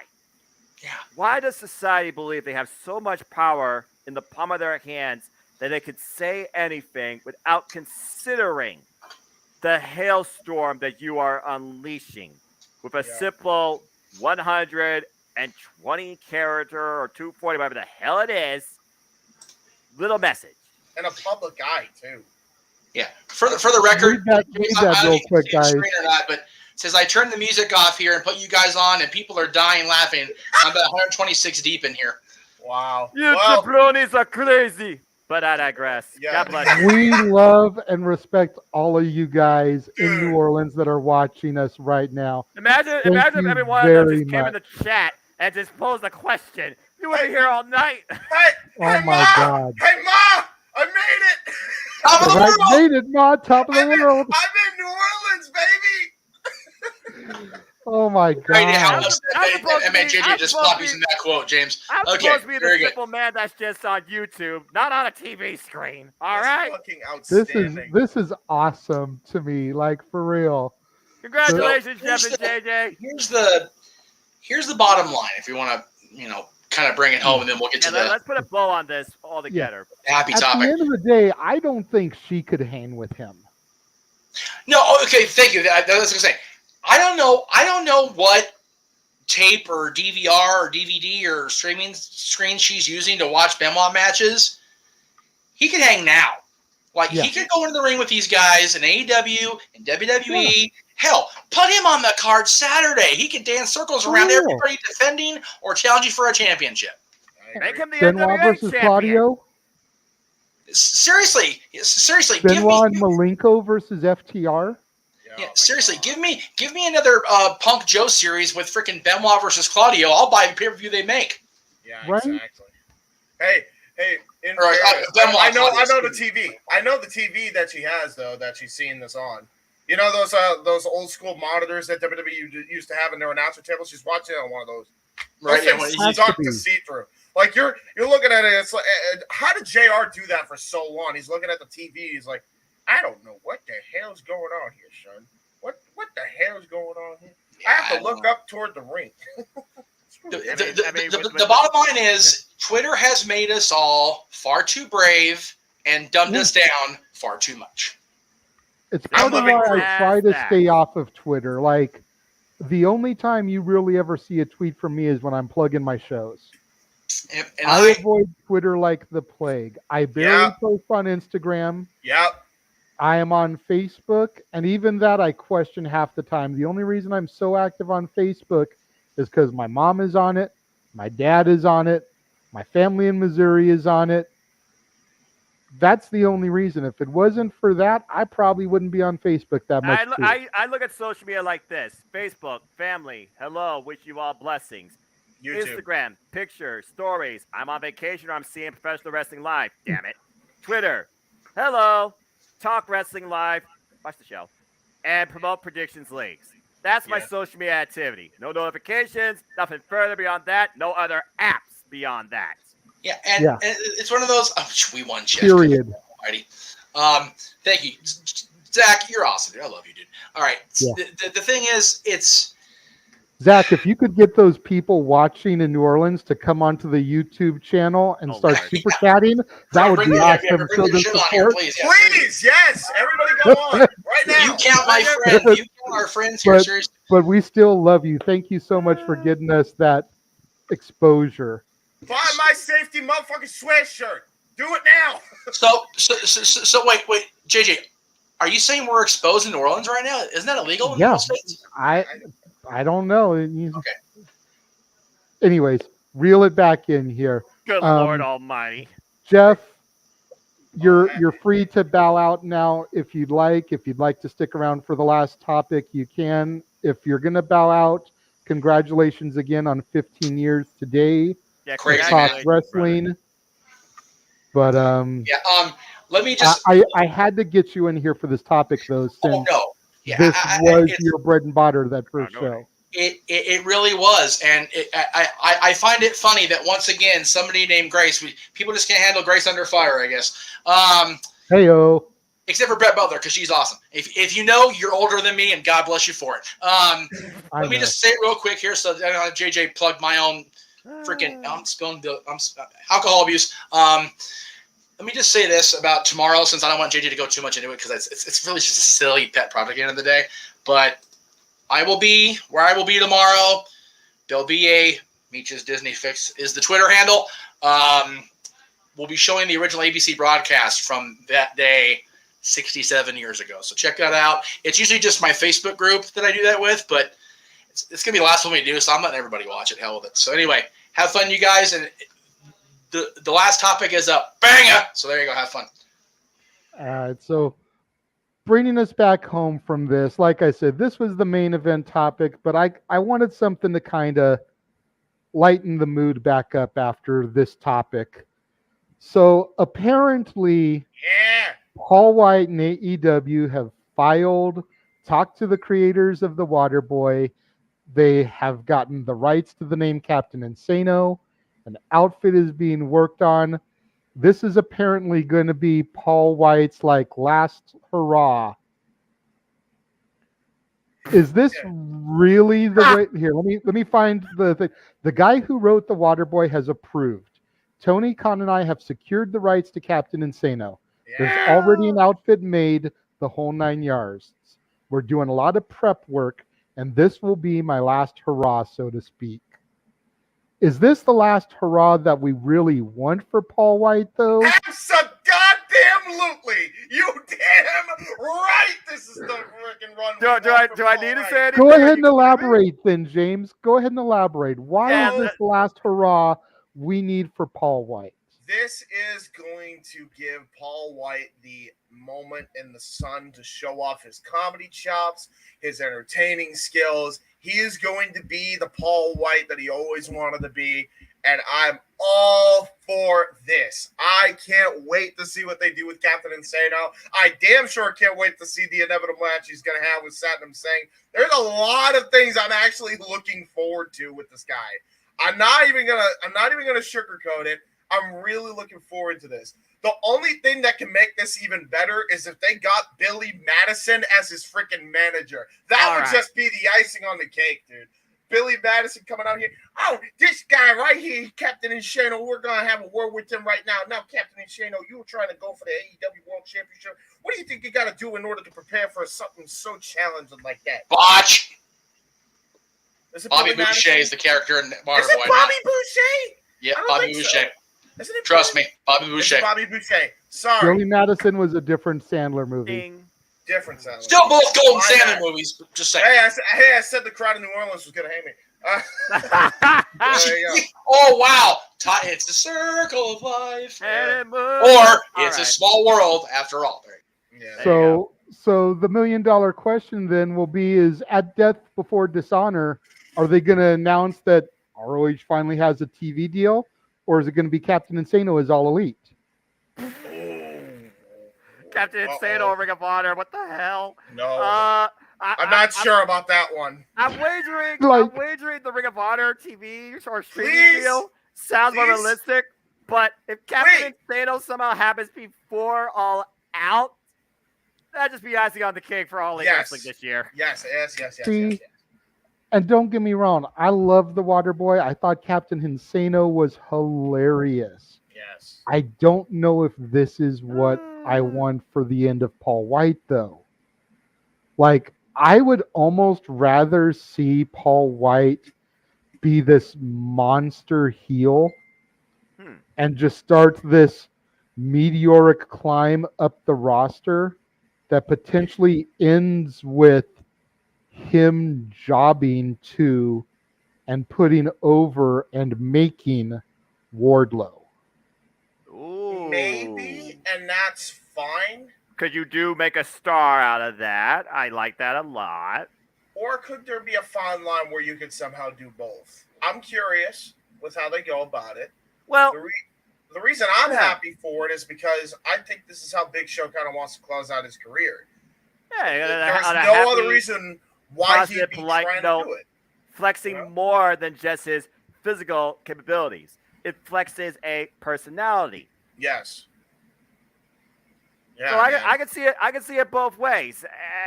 And honestly, if AEW did something like Impact Wrestling does at times, where they do the throwback shows called IPWF, and you have all these crazy like gimmicks out of like a retro 80s, 70s type wrestling vibe. I mean, Captain Insano fits the bill. James, you don't know what I'm talking about, or JJ, there's shows called IPWF that Impact Wrestling does, and they have like the cutest characters do the most crazy of comedy characters that the crowd just eats up. Just go back and watch it. I think in one of the Madison Ray was a fitness instructor, reminded me of Olivia Newton. It's John from the Physical music video from the 80s. So nice. Yeah, it was pretty good. Totally get that reference. Yeah, I don't. Twitter made me dumb. You're young. Look it up on YouTube. Yeah. That Olivia Newton-John video was it was akin to like porno for 80s kids, for real. Well, also that watching her in that tremendous video. Like you put that video side by side with her as Sandy at the end of Grease and that leather outfit that was like stitched onto her. Guys were losing their shit over that. I haven't seen leg warmers that hot since Eric Perez's "Call on Me" music video. Damn, I got that. Accurate. Is this what Jeff, if you're gonna keep dropping in to just say a word, then bring your ass in here and speak on the topic. Jesus Christ! You're the star of this thing anyway. Come on. He didn't want to be doing too much tonight with the way that his voice has been, with the fact that he's going tomorrow. You know, and he's kind of said privately to us how I've kind of taken the reins over this show anyways. Coming up with so many of the topics. So and this is fun. Going back to that music video, I mean, hell, the person that was the freaking instructor in that video started her own fitness line. So kudos for her. That being said, Captain Insano in AEW, please and thank you. That sounds hilarious. Even if it's just for like a one night thing or a short term thing.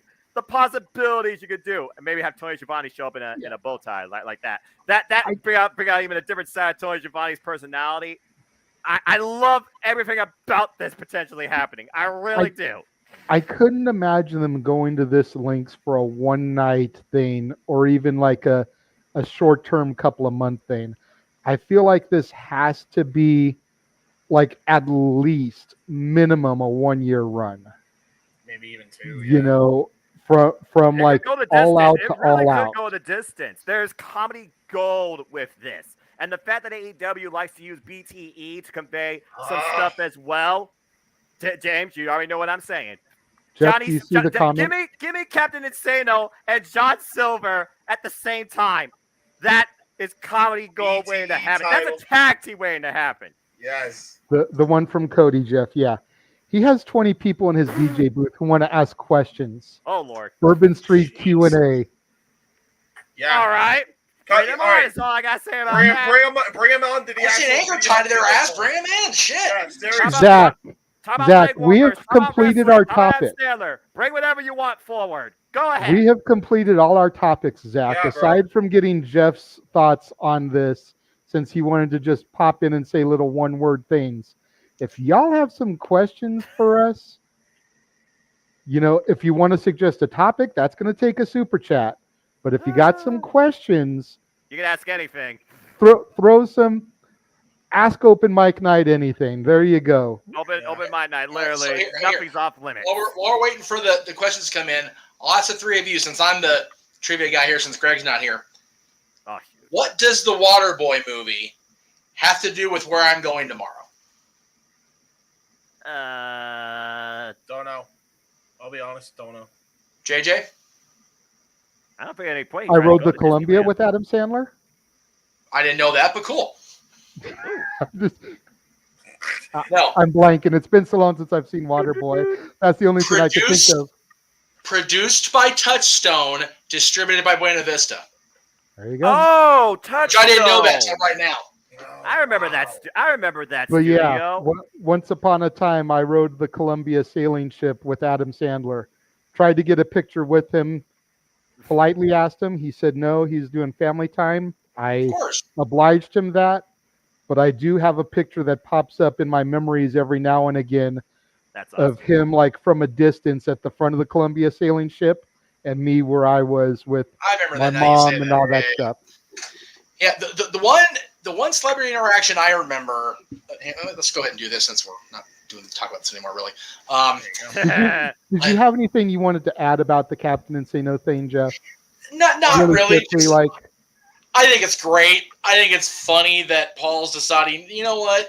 He's at the point of his career. I mean, he signed that redonkulous 10-year deal with WWE, wrote it out. God bless him. Yeah, you know, exactly. made the money he was going to make. They weren't going to use him the way that he wanted to be used in the WWE anymore.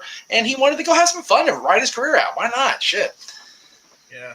But the one celebrity thing I remember that we never talked about because it was such a fleeting, brief thing. When the submarine voyage was first converted, like right around, not first converted because we weren't hanging out too much at that point, but when we first started going around that time, it was you and I want to say Dylan was with us, and Dylan's mom was definitely with us.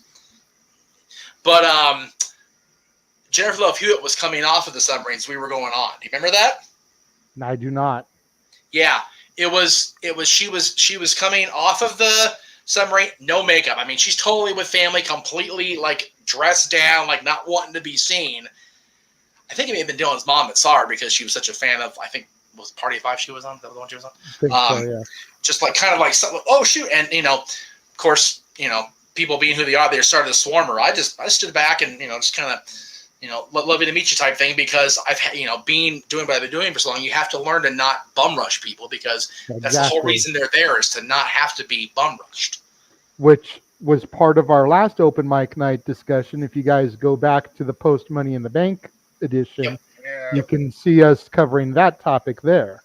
Yeah. Well, because we brought that up. We were talking about observing people firsthand. Do it on the regular. We were talking about I saw it as recently as Survivor Series weekend 2018, the night of Takeover. I saw one of our people that I've known for years do it, and you sit there, you just go, why? You talk. It's funny. I mentioned Princess Diana during that topic as far as the paparazzi thing causing her passing. I had forgotten completely that, because I watched it on the Imagineering special recently on Disney Plus, that Princess Di and the boys had gone to Disney World and had one of their guys just take her around. And I'm sorry, it wasn't Disney. It wasn't the Imagineering special. It was the Disney World anniversary thing that was on ABC. Then they moved Disney Plus. But yeah, she told her guy at the end of it, it was so nice to just be Diana and the boys, and not the Princess of Wales having to stop every freaking 5 seconds or whatever. It was crazy. Excuse me. Wow. God bless you. That's kind of the thing that people forget. It's like, once the cameras stop rolling and once the movie makeup comes off, these are just human beings too. Yep. So Amen. we do have a question from the bar. So God bless, or from the DJ booth. Okay. Yeah, man. So All it right, looks like guys. there's a 2 question there. Yeah, I Would see we that. host See, a Bourbon James? Street takeover? It would probably have to be the next time that a major event major comes show. to New Orleans. Yeah. A WrestleMania, a I've done it twice Slammiversary, now. something along those lines. Yep. I've only No, ever look gone at that. to one show outside of California, and Yeah. that was when I went to that Raw in Vegas. Yes. I've never been to a wrestling show other than that outside of California, so it would definitely be an experience for me. But it would have to be something major to bring me that far out of my comfort zone, so to speak. But if the right situation came along, I would absolutely be down for it. Yeah, hell yeah. You know what? You guys also know seem what to be Dane receiving also- us so well there right now. I would be all about going and giving back to Hell y'all. yes. To the It would I be- have never been to New Orleans. That's definitely Right, one of neither my have cities to travel to. I've been to Nashville and Toronto, and that's about it outside the bi-state area of Michigan and Ohio. So definitely count me in. If New Orleans is half as much fun as New Orleans Square at Disneyland, you can count me in. Tell you that right now. I will say this: Ah, it'd be one of two things. Yeah. It would be a major pay-per-view or special event from a company, Yeah. or if like we got booked at StarCast or something like that and it was in the area. Something of that, like if we were booked there or if they had a major company there, one of the two reasons. Otherwise, Yeah, basically, yeah. it's honestly a matter of cost prohibition. That's really what Pretty it comes down much, to. yeah. It's just literally. It's costing, yeah. You know, lodging and travel. That's what it is. And for those that are wondering, why was no one on his phone during that whole time talking? You remember I was talking about the Aaron Perez call on me video and the leg warmer faint, the lead Yeah. model? I was looking up her name, Deanne Barry. She still looks pretty darn good. Yeah, And yes, runs she her own does, studio. man. Yes, she does. Yeah. Kudos and then to her. the other question in the room: how would we book Liv Morgan as Lily? Are you talking about Alexa Bliss's doll Lily? I Okay. wouldn't, for one thing. I wouldn't. No. Yeah, there's no. no. We finally have Liv God. Morgan with the championship. Let's just run with that for a minute. Yeah. I mean, Please. Liv Morgan. If you want to team them, I'm fine with that. Just No. don't make it real. Okay, look, first off, we already know that women's tag teams does not work in WWE. They work in NWA. They work in Mission Pro. They work in ZCW. They work in Stardom. They work in Impact Wrestling. They work in AEW to a degree, but I digress. Just That ask being poor Jaden said, Roxanne Perez how that went for him. that being said, I mean, Alexa Bliss versus Liv Morgan will be an interesting championship program. Yes. Yes. But honestly, Lily might as well be locked away in a storehouse, never to be seen again. Please. I Walk her away. honestly don't mind Lily being on TV still, as far as, you know, that little bitty tie to, you never know if Alexis is going to completely snap her twig again. Just don't actually do it. That's all. Yeah, Because I like Alexa with that. Unless Bray's coming back, don't do it. No, not even that. Number one, I don't want Bray to go back. And the reason I don't want Bray to go back is because he's very much in the whole CM Punk mindset. Is he's never going to get better in the place he got sick. And That's fair. being there made him ill to the point of he just doesn't even want to do it anymore. I don't blame him. I really don't.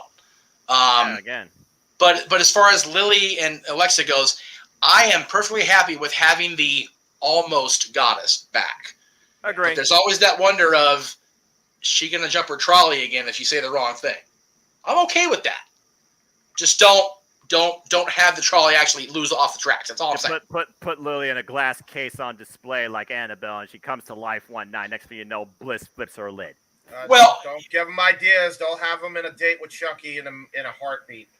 I don't mind. I'd be Lily down being for in a that. glass case as long as that doesn't lead to Alexa being a mayor of a city, because we all know how well that went for another former WWE superstar. I'd be Whoops! I down went for about that, politics James. again. Oh dear. I'd be Anyway. down for that, James, because it could start a feud with Tiffany. No. No, because I actually enjoy Jennifer Tilly having her limbs intact. She's pretty hot. So I wanted Alexa to beat her up too bad. Just saying.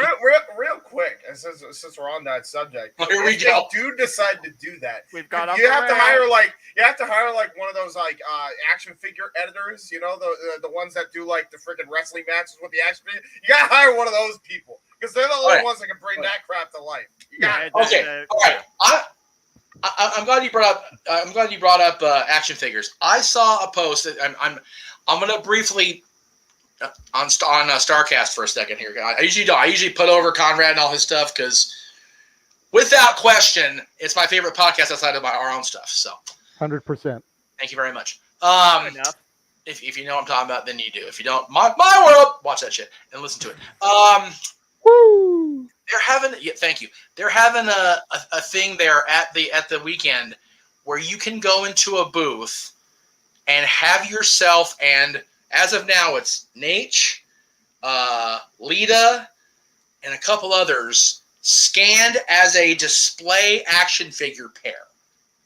What? But they're charging like hundreds of dollars. Oh my god! Now That's crazy. And again, you guys were talking earlier about spending all that money for one person or one thing. This is where you find out who the freaking crazy gravies are from the real hardcore nuts, right? Because like these people are going to Nashville as it is to go to SummerSlam, to go to StarCast, to see Flair's last match, to all this stuff. The peripheral stuff is just crazy. Like now, wait a minute. Do you actually get an action figure of yourself? it's not an action figure. It is it's one of those where you don't play with it. It's not a doll, man. It's an action figure, but you display it. But yeah, it's you and Ric Flair. You go in the booth together. They scan you and they give you the 3D print figure. 3D That's print. actually pretty Okay. dope. It is pretty dope, Jay. I grant you think that, I but would go for something like That's that taking for a guy. pictures with your favorites to a whole nother level. it yeah. does. And for a I guy that had so many action figures back in the day, know, me too. I would love to have my very own action figure and to have it alongside a Ric Flair, a Lita, a William Regal, whoever else they've got in there that's part of Conrad's family of people. Yeah, You know, I'm a trying to remember who it is actually Shivani, they a have on the. Bischoff, a whoever. That would be just freaking amazing. Like, Jeff, for you, I could imagine you and Bischoff getting scanned together and then getting like little NWO shirts on them. And Jeff actually has Yes, his own no. NWO action figure alongside God. Eazy-E. Like, I could Oh, just it's too see that. brilliant. For the man So- here that celebrates their anniversary every year. Yes. So, but here's my here, and like I said, I don't disagree with the act of doing it because it's wonderful. I think it's a really cool idea. My whole thing is the sheer cost of actually doing it is just beyond anything I like. And again, we were talking earlier about spending money. For a brief moment, JJ, you can vouch for me on this because you and I talked about it. For a brief moment, when they announced Undertaker's first signing, after he said he was going to start doing these appearances, Right. it came down to he was going to charge, I think, $200 for a picture and $200 for an autograph, separately. Yep. And I wrestled with it. I really did, because it's my dad's favorite. It's probably going to be a once in a maybe Rock Cena twice in a lifetime thing. But that's it.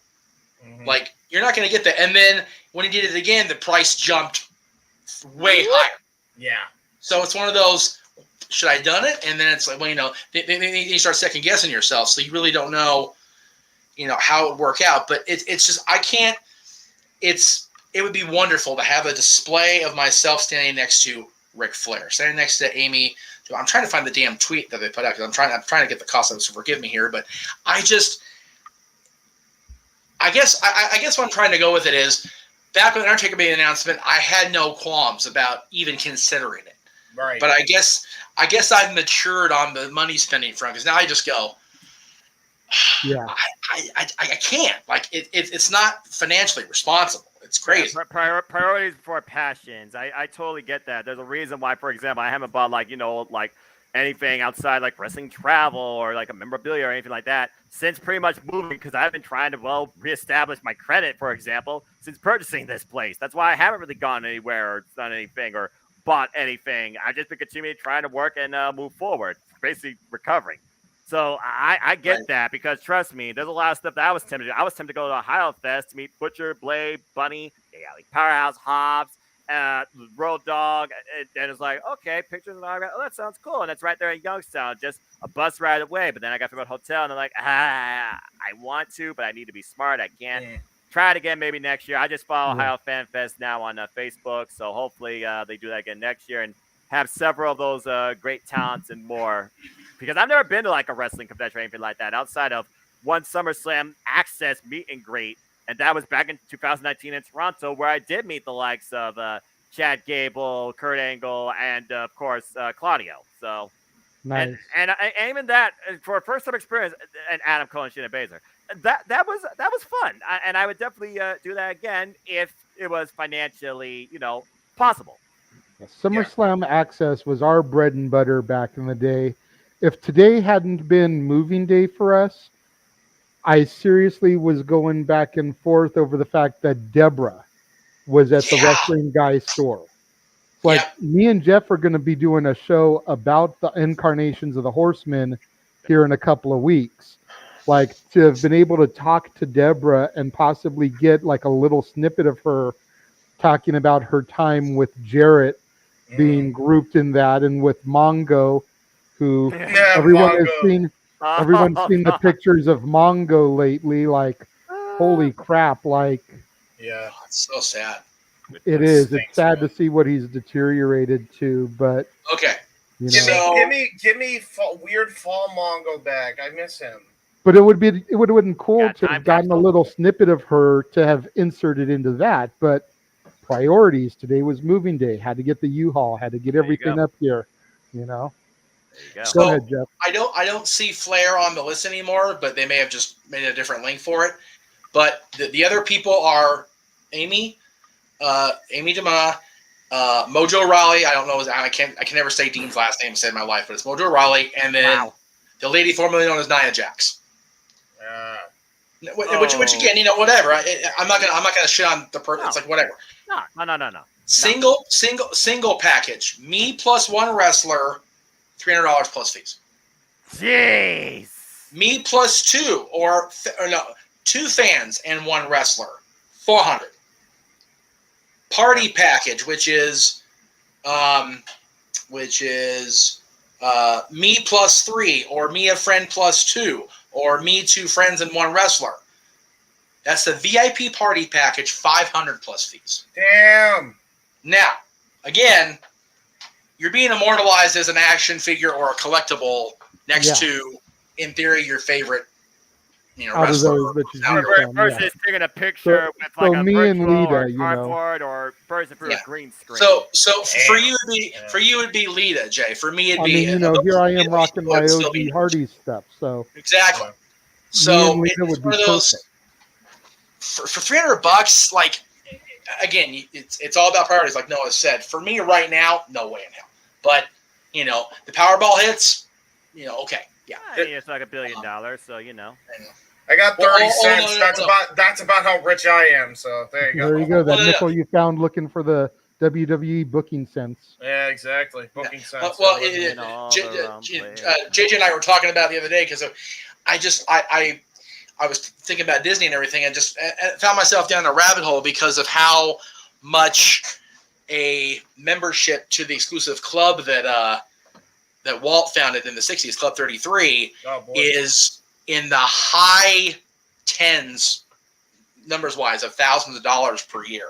And it was like, can you imagine hitting the Mega Millions or something like that and having that kind of money where even if you get the lump sum and you get half of it, pay off your house, pay off your debt, make sure the tax on the house or whatever taken care of, make sure your family's set, and then just not give a shit, and then just off you go. Yeah, and just spend that kind of money on stuff like that. That would be great. It's crazy, right? The sad thing is, Jeff, you're literally talking about realistic stories of people that have done that and still somehow put themselves in a worse situation than before because, again, they lost their bleach. Yeah, exactly. Well, it is now past the 9 o'clock hour, which means it's past midnight in the East Coast. I do want to have JJ go ahead and take us home here because I know it's getting super late. Real quick, but I also wanted to do a little bit of a skit here for the New Orleans people because I don't know if they're still working. But I just wanted to do this little bitty for you guys here. All right. So, am I gonna have to or ditty rather. So, this is for all my homies that work in pizza shops in New Orleans. Credit Family Guy. We're all just blocking the street. We're all just blocking the street. Oh, come on. I got to get this pizza. It's got to be delivered in half an hour. We don't care. We're walking down the street. We're all just blocking the street. I have to deliver this. It's a company promise. Damn it, James. You freaking idiot! We love it. I Zach, don't care if about you my and- job because I'm just walking the street. Zach, if you and all your friends on Bourbon Street are still watching us, They're not thank now. you once again. Oh, no, Thank they you hate me. once From the again hill. for giving us that much coverage Yes, that's really cool. We Yes. and appreciate that. exposing Appreciate that. it. Like all those of you Oh guys my that have been God. watching on Bourbon Street, if you haven't already, go subscribe to our YouTube channels. Yeah, absolutely. We have so Yeah. much content that we put out on them over a consistent basis during the week. James, why don't you go ahead and start your plugs? Absolutely. Well, He's working on it. I just loaded it up right now. Here's what we got first on the docket. It's actually going to be my grandfather's book first. Oh. No. So Interesting. he has a book called The Magic of the Team, and I'm so glad this is in New Orleans. I know most people probably wouldn't be a Red Sox fan down there, especially, but my grandfather actually played for the team in 1955, and that's him circled right there. And he is currently actually we don't know how long he has, but he's currently on a bed right now. He's bedridden. So, Man. and that was due to lots of complications, including up to and including COVID, and he somehow survived all of it. But I don't know how long he's got. So he just wrote his book, The Magic of the Team. It's published now. I got an autographed copy sitting right there in the kitchen right now, and my dad has his own. So that's the first thing I want to plug. If you're interested in baseball, you definitely would like that. So give that a shot. Obviously, I think if you're a baseball fanatic, you'll love it, and I think you'll get to know about how I was created because he created my dad, and the rest is history. You see the guy that's standing in front of you today. So check that out. Magic of the Team, available right now on Amazon. As far as content that I am producing and that my friends are producing, I want you guys to check out For the Win Productions, which includes A Simple Man Studios, myself, Jay Hebert Studios, and Insanity Works Studios, along with a few others. Fighter Fest, all coverage on my channel. Check it out right now. Retro Wrestling Review Series, SummerSlam 92, 2000, and 2002, all on the Wrestling Fortune 44 Incorporated channel. You can check out our podcast timeline on the Jeff Hardy situation over on my channel. You can check out my NASCAR Thunder 2004 Let's Play on my friend Casey's channel. You can also check out our Gold Rush watch-along on my friend Casey's channel. You can check out our collab stream featuring ATW View and the Wrestling Rundown on Noah and Owen's channel. You can check out my road to 100% on Super Mario Sunshine on Casey's channel, as well as WrestleMania 19 Revenge Mode on Casey's channel, the Indie Force episode 25 over on my channel, as well as AEW Blood and Guts, which is a watch party we did. If you haven't checked that out, I would highly do so. Obviously, the Jeff Meacham Network will be doing live coverage of Death Before Dishonor every weekend since its relaunch, AEW Spark on my friend Owen's channel. Check out our Super Mario Brothers Z voice acting dub on my channel. Both episodes are there right now. Every Tuesday, I actually created a live rounds intro. Definitely check that out if you haven't already. And, of course, WYW Immortal. I don't know if there are any fans that are in New Orleans that know about WYW Immortal. I know of a couple. So if you heard it from a guy named Hibiki TMD, that me. Hello. There you go. All proceeds, once James Montez go to get him some melatonin, so his ass can sleep. Anyway, keep in mind most of the stuff that I promoted have been in the can. So, there you go. So there you go. Scott, welcome. I was smart. Good to see you, Scott. Right. I know all about canon stuff ahead of time. Scott, you're a little bit late, but welcome to the party. Once we go off the air, feel free to go back and rewatch this. 5 good topics tonight. Noah, what have you got to plug tonight? Again, it's always a pleasure being here with you, gentlemen, and thank you to everybody that constantly tunes in to this fun, organized, and yet still very unscripted platform that we've come to create and enjoy, known as the Open Mic Night. But if people want to know more about me, know this. I am just a simple man and a lifelong fan of professional wrestling. Damn it! Buy the shirt. but I digress. Find me on Instagram, Twitter, and YouTube, and at Foster1916 for all things wrestling. Shout out to my ATW family, of course, on Twitter. We'll be back with another ATW view, I believe, as we get closer to AEW All Out. I will be back later this week, of course, on the Jeff Beecham Network, which we also will plug and promote. Bringing you play-by-play coverage and reactions, of course, on Death Before Dishonor, the next pay-per-view and the relaunch of Ring of Honor. And hopefully we finally get some sort of streaming or TV deal, too.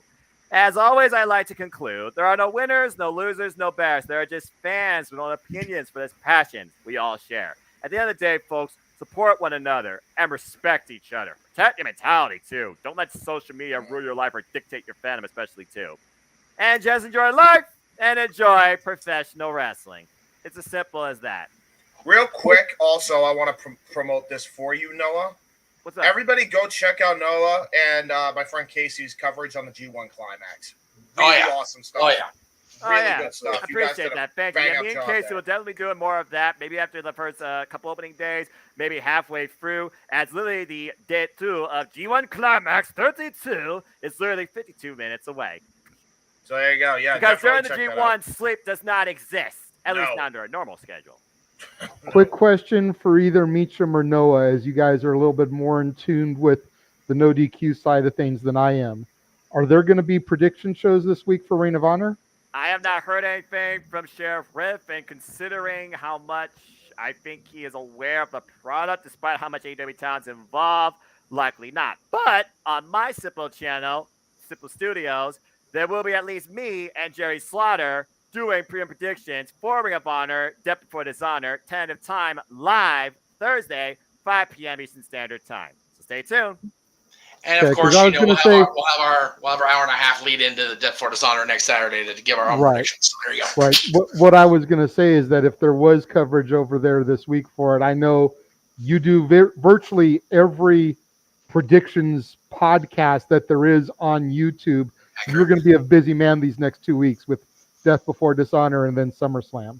Oh, I'm well aware. And then I got Emergence in August for Impact Wrestling. And Noah, did we decide about Flair's last match after I gave you that last match they announced? If I can afford it, you can count me in.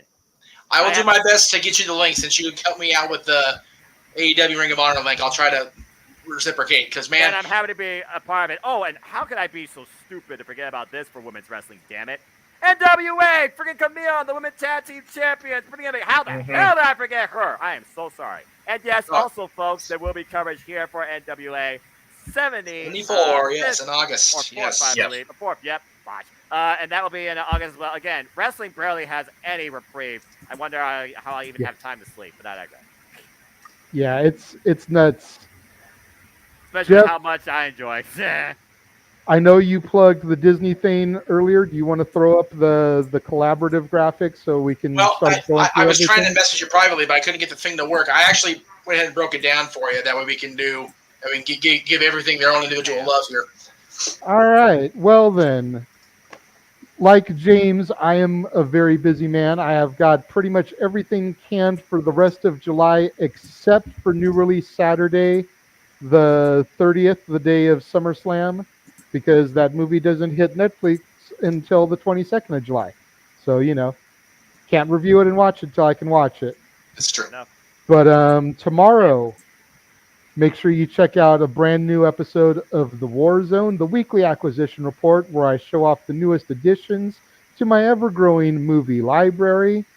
And much to the chagrin of many people involved in my life, it somehow continues to keep growing. It's like the Energizer Bunny. Yes. It keeps growing and growing. This coming week, we've got Mulan, Pocahontas 2, Journey to the New World, and Tarzan for our look inside of the Disney Vault. Saturday, new release Saturday, once we step outside the Disney Vault. Thank you, Thor, Genesis and Phil Love Collins, for and the Thunder. Tarzan soundtracks. What's that? Thank you, Genesis and Phil Collins, for the Tarzan soundtracks. Continue. Right? Mm-hmm. Like, legit, I get in depth with it on the show, but I want to say that out of the Renaissance period, next to the Lion King, like the Tarzan soundtrack is like number 2. Right? when you've got Elton John and Phil Collins doing your music, like everything else is just subsequential. Pretty Yeah. much. Yeah. JJ, I think you can account for this better than because knowing me. When I was doing my countdown to going to Disneyland in June, and I came on Tarzan Tuesday, Thursday, and I put the image of Tarzan and Jane in the Tarzan treehouse with "You'll Be in My Heart" as the backdrop. Does that song not just wreck your shit more than now you're a parent? A little bit, yeah. Like, why does that become a thing? I hate that. Like, every time I watch countdown, it's like, I can't be in my heart. The emotional convey between Yes. mother and child or husband and wife. Emotional damage. Emotional, yeah, pretty much. As All I right. was saying, though, once sorry, I my bad. exit out of I the forgot. Disney vault, you've got Thor: Love and Thunder for new release Saturday. Of course, there will be another episode of the War Zone next Sunday. Yes. We've got Ask the Dads this coming Monday, July 18th, 4 o'clock. Will be live, baby live. Another opportunity for you guys to ask us whatever you want, be it wrestling related, non-wrestling, movies, music, whatever. Last week we did like one segment of wrestling talk. Everything else was other stuff. It was so cool to do an Ask the Dads where wrestling wasn't the primary focus. It's definitely a refreshing Monday, to say the very least. Yeah. It was kind of cool. Yeah. I hope you have yours loaded for Tuesday. I'm ready. Yep. Tuesday, of course, will be the anchor show for the Jeff Meacham Network, Talk Wrestling. They had the 15th anniversary celebration this past Tuesday because Aaron Rift was available, wasn't going to be available for this evening's broadcast. Yes. So if you haven't already checked it out, make sure you go and check that out. Frankie Kazarian made a special guest appearance That's on Talk Wrestling. You never know who will show up. I saw Big Vito on the No DQ review today. Who knows might pop in on Talk Wrestling this coming week. Hey, it's one of those things where I put the link out there. People want to click on it and pop in. I'm not going to refuse them unless they're outright douchebags. There you know you who go. you are if you are. So anyway. Wednesday, as always, will be the Greg Cherry Show, both here on the Jeff Meacham Network as well as obviously over on the Greg Cherry brand. Thursday, we're dark, right? Nope. Well, No, we are, but Greg's not. Okay, Thursday over on the Greg Cherry brand, the Jack of All Trades, first ever tag team episode. Yes, looking forward to it. And then of course the big one, a week from tonight. Yes. Ring of Honor. Go! Let's freaking go! Claudia versus Jonathan Gresham! But I digress. Oh my gosh, let's no. Don't digress. Be all the excited. Seriously. Bring the excitement that I can't bring. As a play-by-play guy, I have to control my excitement. Yes. But I'm not going to be able to be there to bring the excitement. So bring some of that excitement for me. Yes. I've got no way to watch Ring of Honor. I probably won't be on until the post-show open mic night. Yep. I will be sitting here. Thumbnail, by the way. I will be sitting here. I'll be watching your guys' live stream so I can at least keep up to what's happening, even though I can't see the action. I can hear you guys calling it and describing it. The same way that I watched Forbidden Door.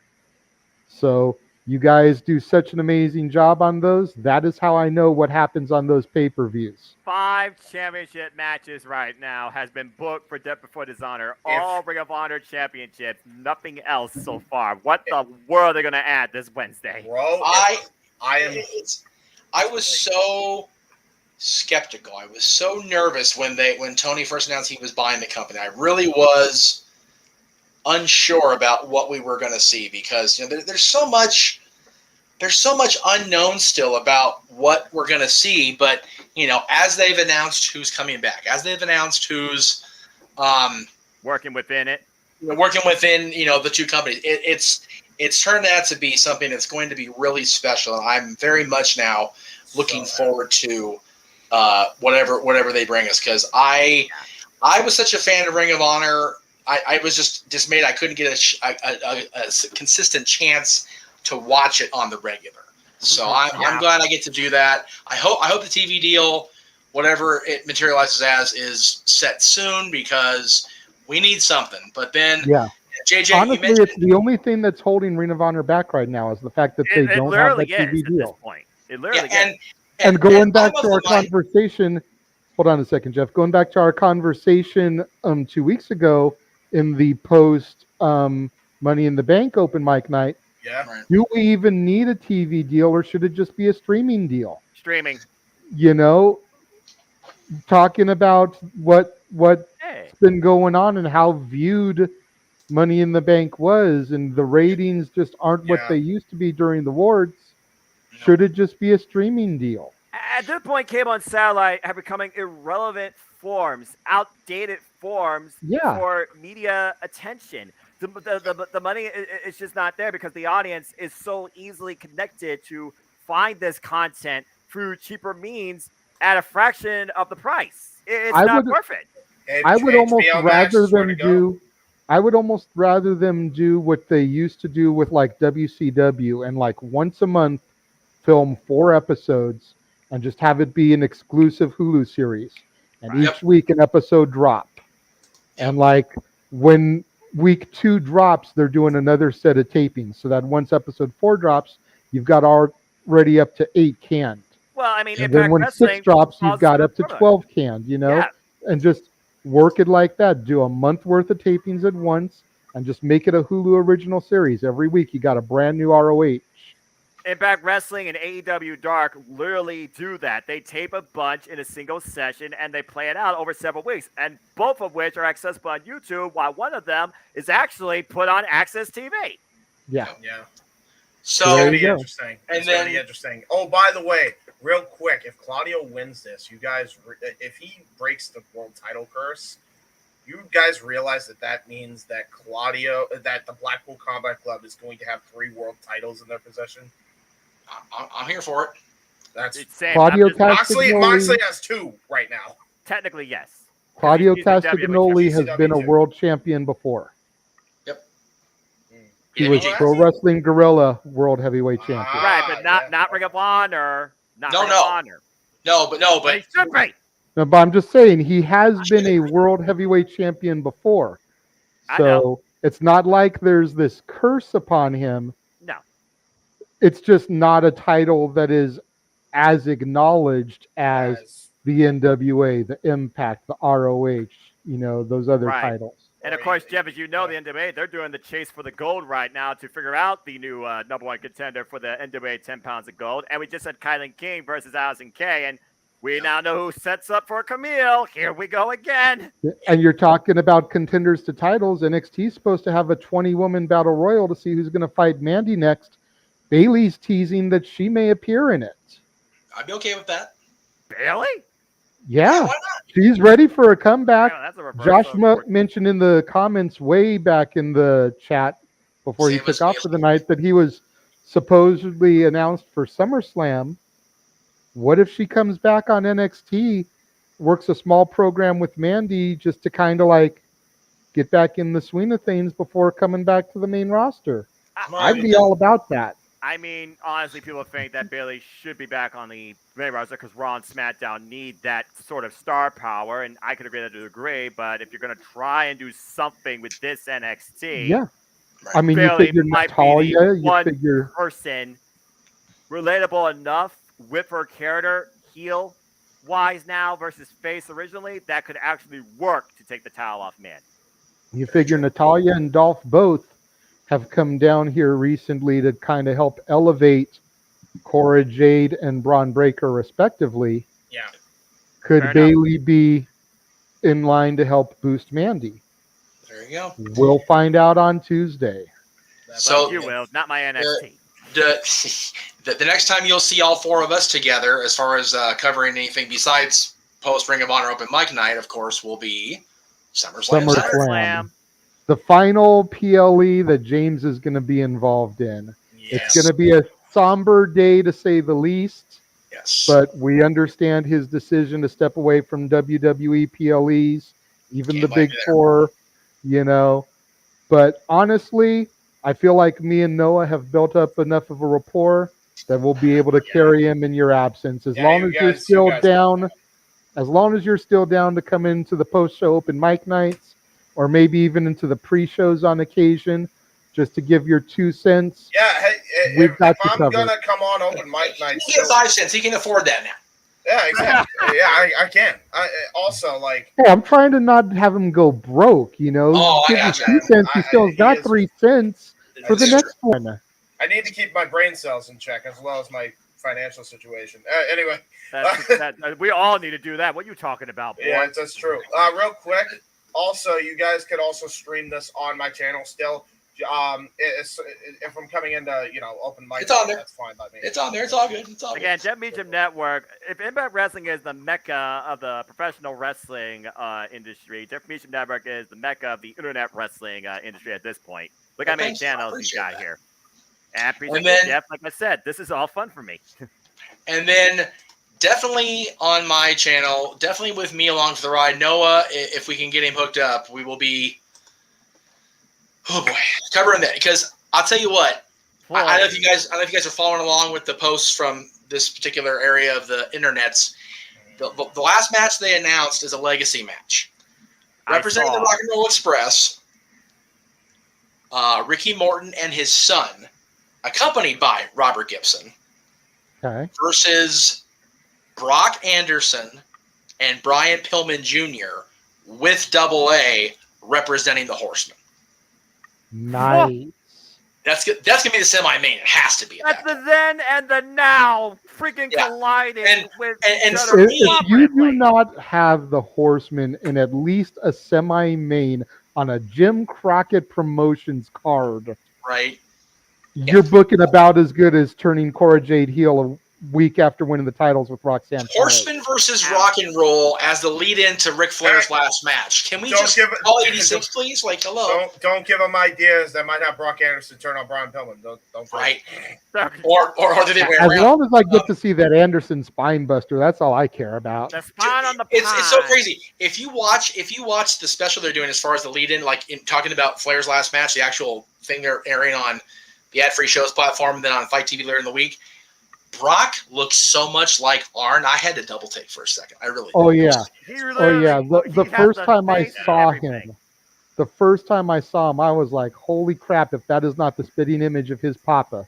Seriously, and just seeing his. Go ahead. Seeing his image pop up with Pillman, and then the backdrop being the Horseman music that from '98, I was like, oh my god! So right, that was cool shit. I was and then Monday they're going to announce Flair's opponent. Flair probably looked at Brock Anderson and he's like, Arn, you're not retired. Oh boy. I was going to say, and we would be remiss to not mention that on Thursday the 28th, Jeff and I will be having our definitive rankings of the top 10 Horseman incarnations. Working on it. Hang on. And just a spoiler alert, Paul Roma is not in the worst incarnation, nor is Sid, who literally tried to stab Arn Anderson backstage. I still can't believe you don't have Sid in the worst. When you see what the rankings are, I think you will understand why. Oh, I'm going to be listening to this at work. But we are looking forward to doing this, presenting this. I don't remember if we're doing this live or if we're canning this. Up to you, brother, at this point. But I am looking forward to doing this. When we first talked about having this show going up around November, I'm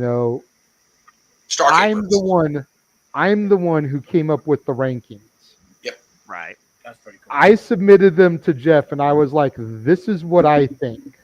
And he was like, I can't argue with you. No, you can't. Nope. So for me, the guy who was wrestling was the furthest thing from my thought during the entire run, essentially, of the Horsemen. Like, my Horseman was Flair, Arn in the managerial role, Mongo, Benoit, Malenko. That was my Horseman, like literally the final incarnation. That is a pretty damn good incarnation. But my point being is that for that to be my knowledge of the Horsemen, and for me to come up with the top 10 and get stamp of approval from Jeff on it, that makes me feel like I did my work right. Because That means no, you're approved. you don't understand. Like the minute that Ric Flair and the Four Horsemen DVD dropped, I was on a bus to Circuit City, bought it. On a bus back from Circuit City, DVD in my player, I was watching, doing homework. That is To still. this day, it is one of my favorite WWE produced bio DVDs of all time. Yep. Fair enough. Because it gave me all that knowledge and history about the greatest stable ever, period. Fight me on it. If it wasn't for the Four Horsemen, the stables that came to follow, that followed a similar design, not necessarily by identity, but by maybe, mentality, by membership, by the amount of members, by the change-outs, none of those would actually exist, in my opinion. And this is coming from a guy born in 1992 that loves pro wrestling, had to go back and do it. Again, if it wasn't for Jeff teaching me about the NWA, I probably would have known Dooley Squad probably about the Horsemen. There you go. Yeah. Here's the deal. So that's why I'm looking so forward to this. Go ahead, Jeff. I'm sorry I keep stepping on you. No, you're good. You're fine, dude. It's whatever. I like into this. You guys all know very much. I've said it many times. When I finally take my last breath and they drain the fluids, I'm going to bleed out black and white and red. It's going to be a thing because the NWO is my bread and butter. They always have been. They always will be. But I do acknowledge the greatness and the legacy and the symbol of excellence. Always. You can't deny that. Any wrestling fan cannot deny this. If you don't know this, but you've seen this, you owe it to yourself to find something or YouTube something regarding freaking this. I will say this, and then we'll try to let everybody go night, especially me, because I gotta be up at freaking 4 o'clock or 3:30. Whatever the hell it is. I'm just gonna watch G1 in 30 minutes, but go ahead.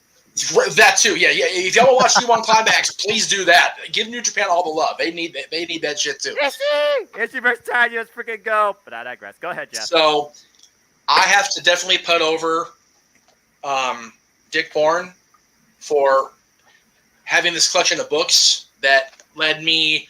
When JJ brought this up, I'm like, oh, dude, let's do this. And I co-signed on it partly because it wasn't far off after rereading and absorbing all the history and remembering everything about the history of the Horsemen.